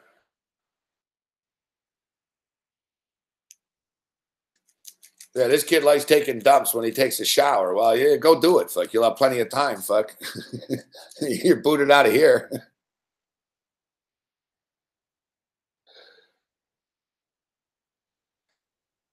Nobody's stopping you, kid.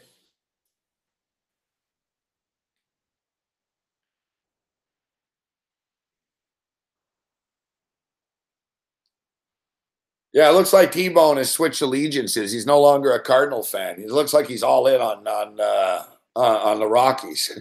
Yeah, T-Bone's a professional baseball fan. He goes to every game. All right, so as we were saying, Winnipeg Jets. And you know what? We see Alex Smith in the chat. I just brought you up earlier, Alex. If you're around tomorrow, I'd love to have you on. We'll talk some playoff hockey tomorrow night.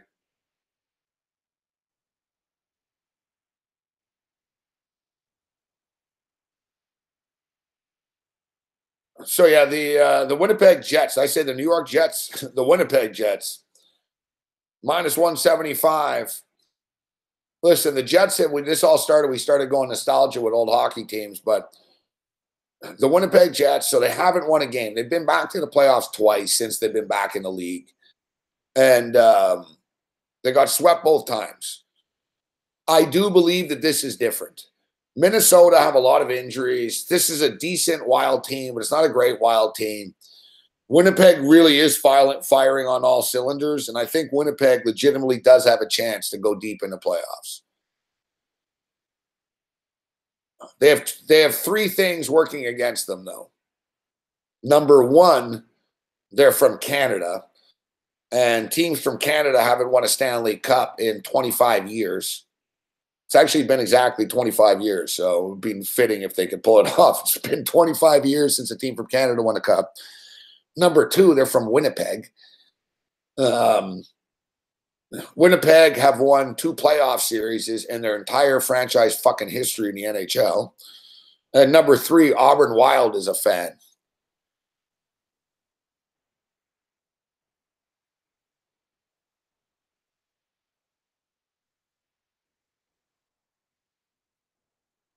Yeah, I'll send you a message tomorrow, Alex. I'll send you a message tomorrow. So,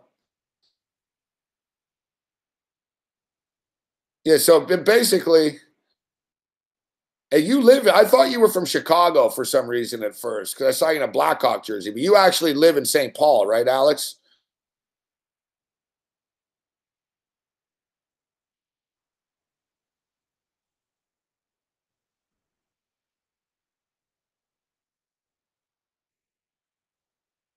Yeah, this is a good Winnipeg team. I swear, the Winnipeg Jets are like the Buffalo Bills or something. Fuck. You know, like there's always, they're good, but this Winnipeg team is good. This Winnipeg team is good. So I think Winnipeg's going to win game 1. But like I said, I'm still playing all these games to go to overtime. Somebody's got to win. I think Winnipeg's going to win. Philadelphia and Pittsburgh. Pittsburgh's going to win this series, but they're going to get all that they can handle. And the series I'm most looking forward to watching is Los Angeles and Vegas on Wednesday.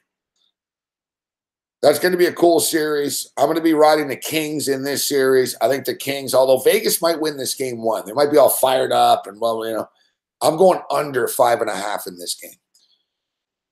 Under 5.5. I think goal is going to be hard to come by in the Kings Vegas series.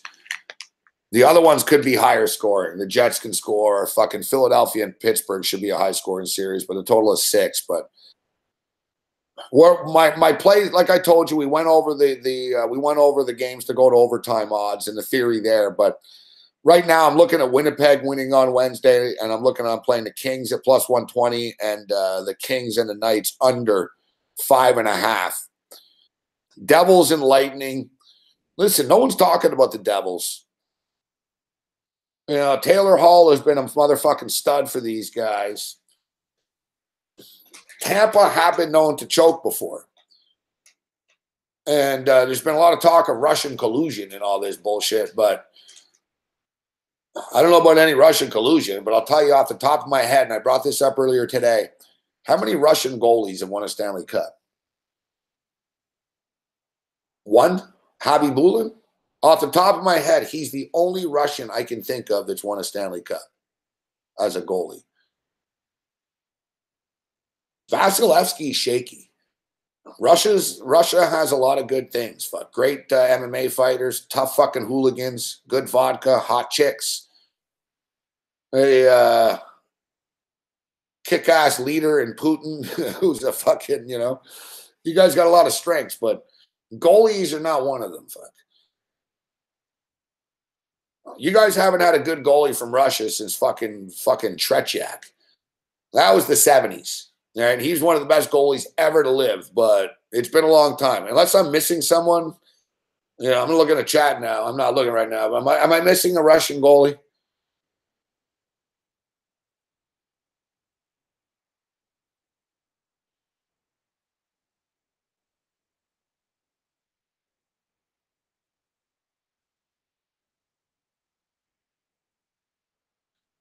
Yeah, like think about it, though. Has there ever been a Russian goalie? And like I said, Vasilevsky he's kind of flaky, man. Like these Russian goalies, they're always shaky. Khabibulin won the cup with Tampa Bay, and he was either really good or kind of shaky. Like I said, I can't think off the top of my head out of all the fucking Stanley Cups ever that a Russian starting goalie won besides Khabibulin.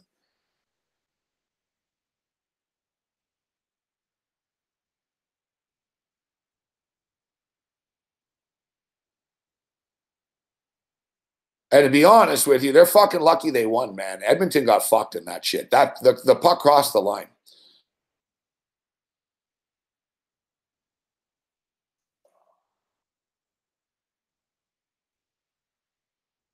I don't know if you guys remember that, but the puck crossed the line. Should have been a goal for Edmonton. Or is it Calgary? Sorry, Calgary. Same shit, fuck. Alberta. Whoever the fuck it was a goal.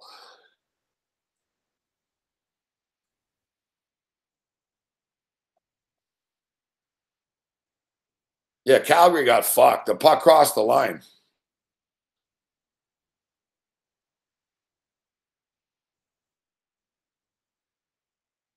Listen, I think Tampa Bay could have playoff problems, but they're going to get past New Jersey. They'll beat Jersey in like 6 or something. Our boy Druzilla's a Devils fan. No, Los Angeles' size and playoff experience will beat Vegas. Vegas will be at their best in the first game, though. Like, Vegas will wear out. That's why it's no lock to bet on the Kings in game 1. But as the playoffs go on, Vegas will get worn out. And I don't do a lot of guarantees. But I'll tell you right now. That's the thing, yeah, Drew. Like, Tampa's got a bunch of guys. Like, they're going to shut Taylor Hall down. Where the goal is going to come from after that. But I'll tell you one thing right now. Las Vegas are not getting out of the second round.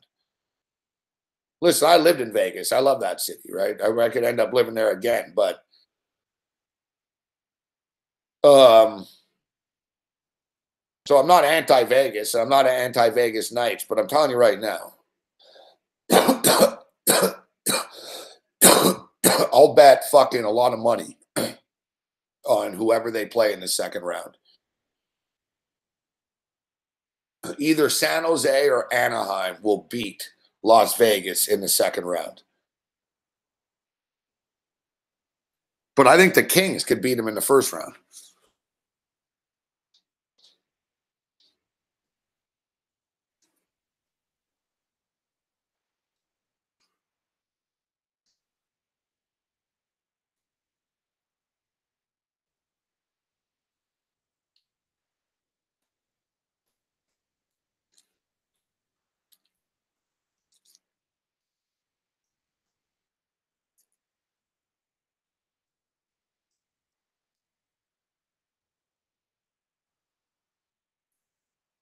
Toronto, Boston.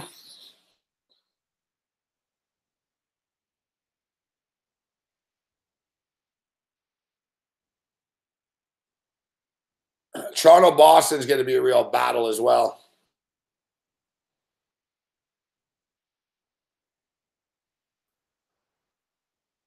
I think the Leafs can beat the Boston Bruins.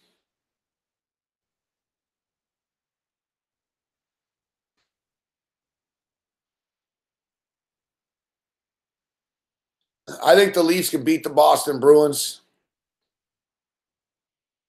It's not going to be easy. It'll probably go like 7 games. The Leafs could, I really do think the Leafs could beat them, though.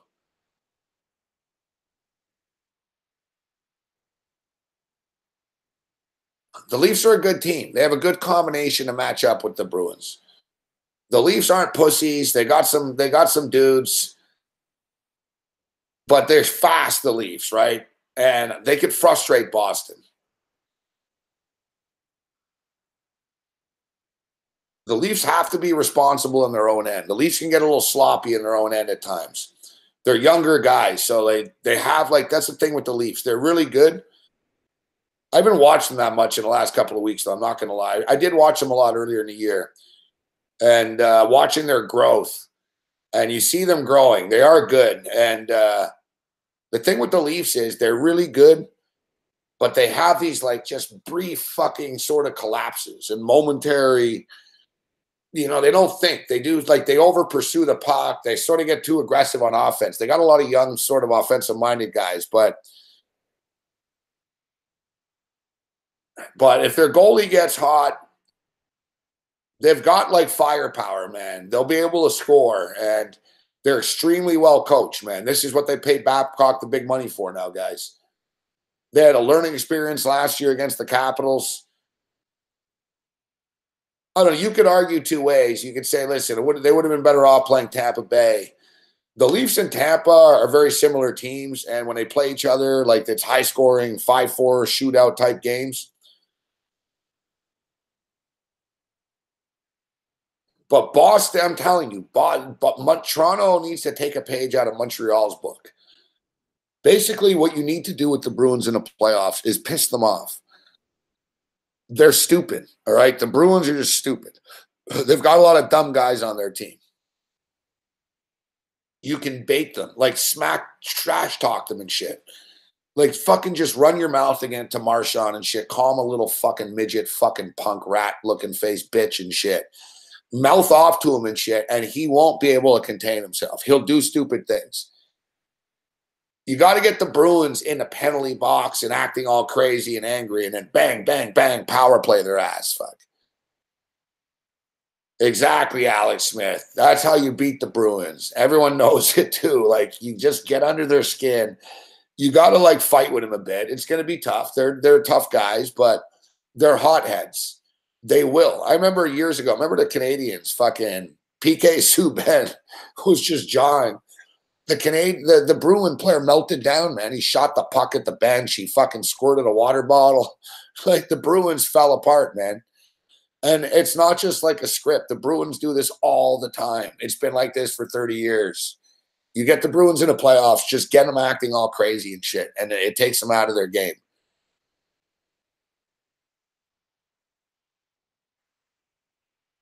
Now, they're not as hot-headed as they've been because, look, Lucic isn't there anymore. Marchand's a better player.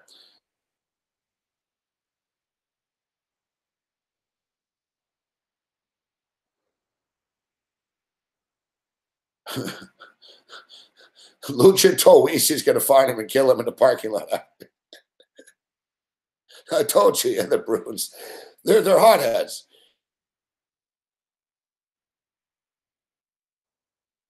Good call, Loretti.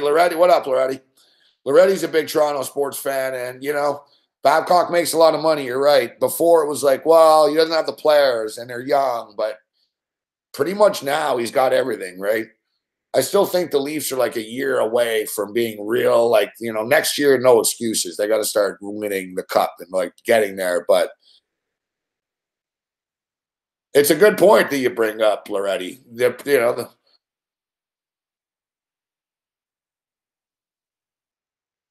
Oh, 100%, Alex. Philadelphia is going to attack Pittsburgh and slash them and fight with them and shit.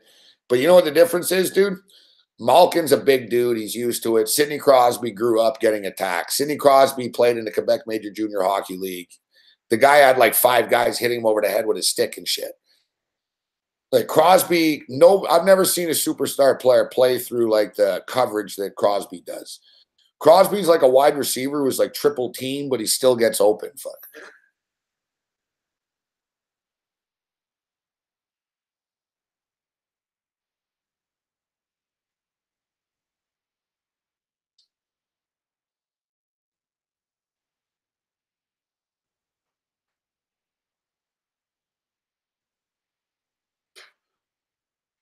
Like, it really is crazy.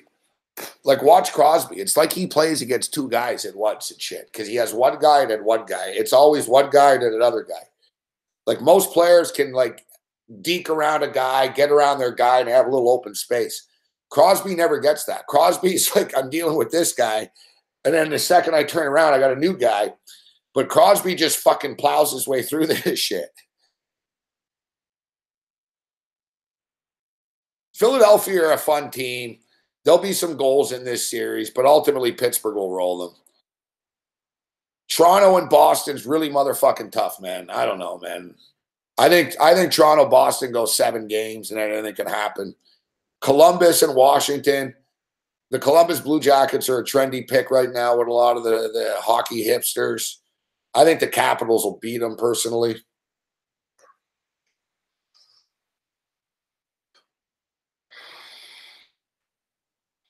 Except, I don't know. I might be fucking crazy. I might regret that, actually. Fucking say the Capitals are going to fucking beat these guys. I'm not going to bet on that. I can see myself after going, holy fuck, why did I do that? Nashville or Colorado have been a nice story, but Nashville, to me, are the best team. I think Nashville are winning the cup. And San Jose and Anaheim, that's going to be a lot of fun, guys. We'll be on for those games. So looking at the times, Wednesday night, Vegas starts at 10 o'clock Eastern. So we'll be on right at the start of the show. I tell you now, I like the under in that game, but we'll talk about this tomorrow. Alex will join us tomorrow night. We'll talk some pucks. And then on Thursday night when we come on, we're going to have a game that starts at 10:30.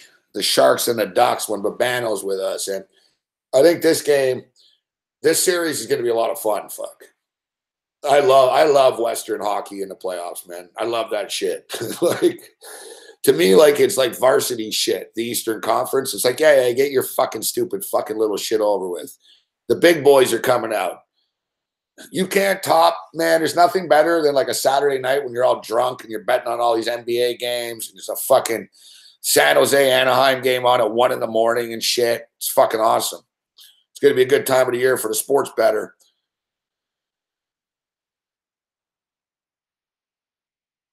Even Bobby Riggs is getting fired up.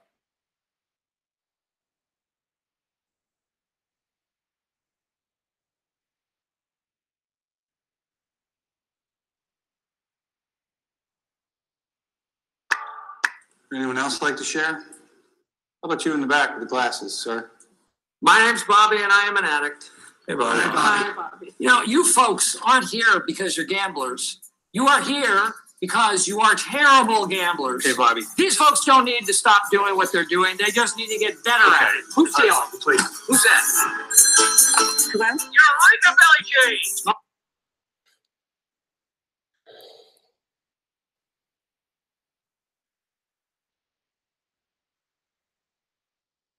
The San Jose Anaheim game, I'm almost just looking at every underdog.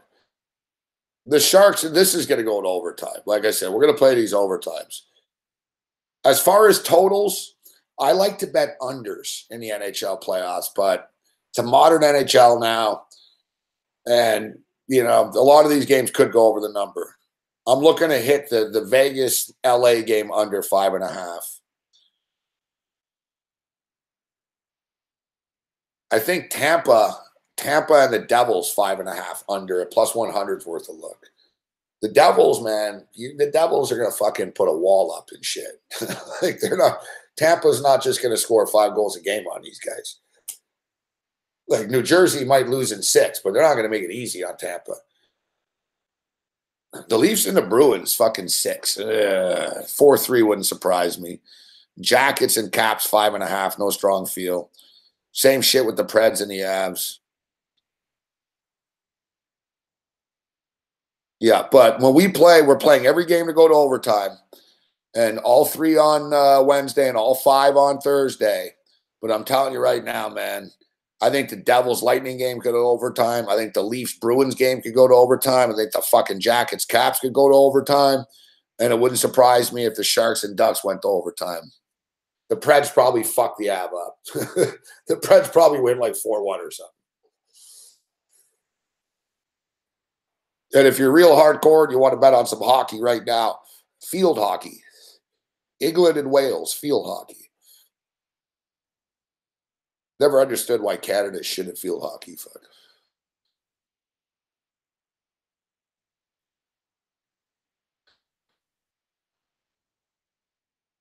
No, Nate Dogg, they don't tread over anymore. Vegas has been an under team for the last like month and a half. Vegas is ending the season on like a fucking 18-10 under run or something.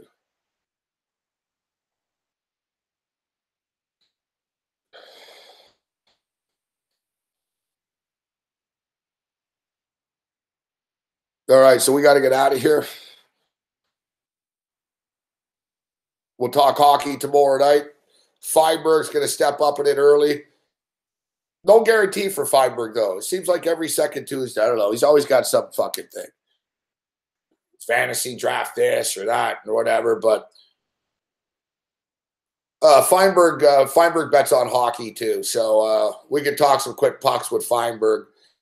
And we'll get Alex Smith on tomorrow night. We'll talk some more pucks. Wednesday night, Babana will be on. And Wednesday will be cool because we'll have NHL playoff hockey. But then finally on Wednesday night, we'll officially know the NBA playoff matchups. Right? For Saturday, we can find out what fucking time the Raptors game is on Saturday. I want to go to the game. Got to live it up a little bit.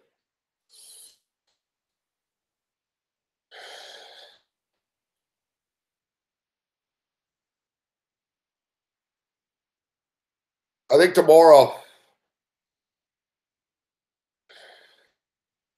this is the one crap thing about not having a credit card. Fuck.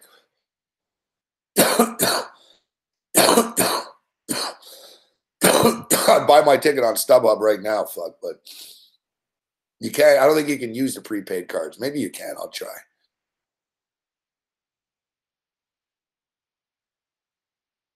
Who do I think the Raptors are going to play in round 1? I think they're going to play the Washington Wizards.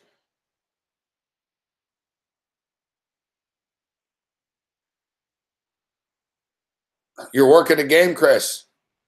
You work at the ACC. Nice. I'll see you there. I'll be there. Yeah, there's no one to pass it to, Daniel Paula. That's the good thing about living alone.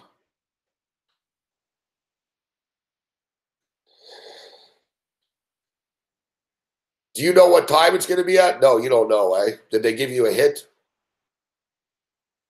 Did they give you a hit, Blanchard? I don't know. I'm sort of expecting like 3 o'clock or something Saturday afternoon.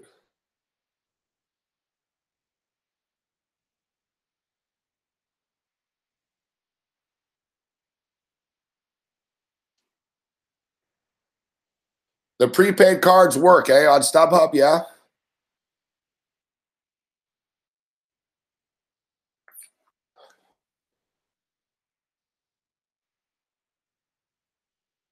Can you do PayPal on StubHub?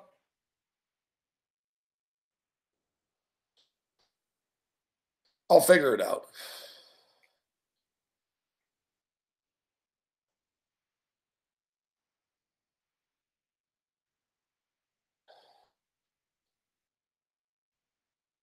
We're not going to get the Sixers, Aaron. They're going to get the it's probably going to be the Wizards, or it could be the Bucks. The Heat, Wizard, or Bucks, but I think it'll be the Wizards. And In the second round, they're going to play the fucking Cavaliers, man. That's the bottom line. Unless there's an upset along the way, but like if Milwaukee beat Boston, we could play Milwaukee in the second round. Because we're the 1 seed, right? So we'd play the lowest seed. So that'd be pretty cool. If fucking Milwaukee, but Milwaukee, I don't know. Milwaukee probably doesn't beat Boston.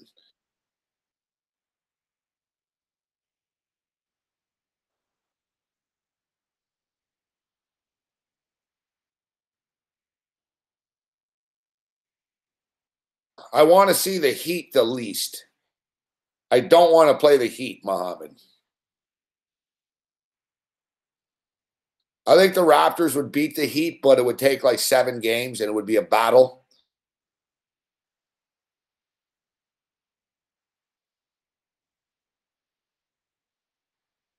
Yeah, the Nuggets and T-Will is going to be awesome.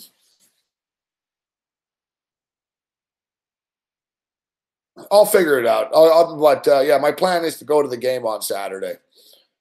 Because I always say, oh, I'm going to go, and then I don't. Oh, I'll go to the next game, and I don't go. And then next thing I know, they're deeper, and it's like fucking $500 a ticket and shit. So,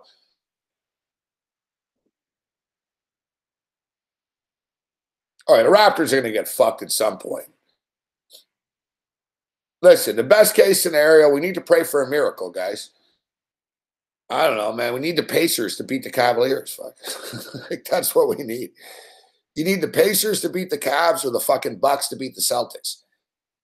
Because look, if we're the 1 seed and the Bucks are the 7 seed and they beat the fucking Celtics, we'd play the lowest seed after. So we play Milwaukee in the second round and avoid Philadelphia again.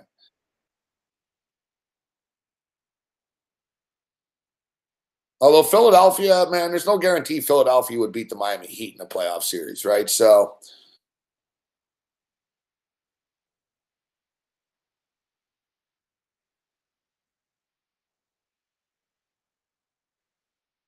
I believe Minnesota owns the tiebreaker, Sean Crane, as of right now.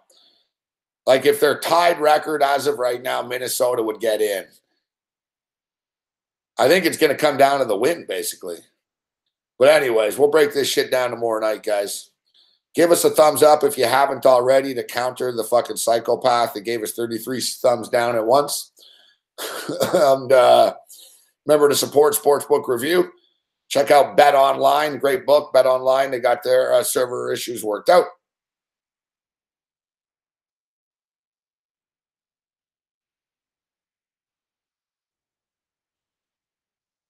All right, Luke is saying 2 seasons ago, the NFL cashed out 7 times out of 47, 15%.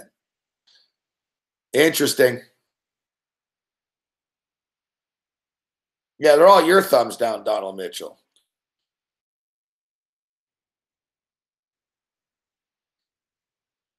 You're a fucking nut job. But thanks for watching. You really think I give a shit about your thumbs down, bro? Take your thumbs down and shove it up your fucking ass. To the rest of you, I love you all. We'll see you guys tomorrow. Other than that, you're on your own. Later.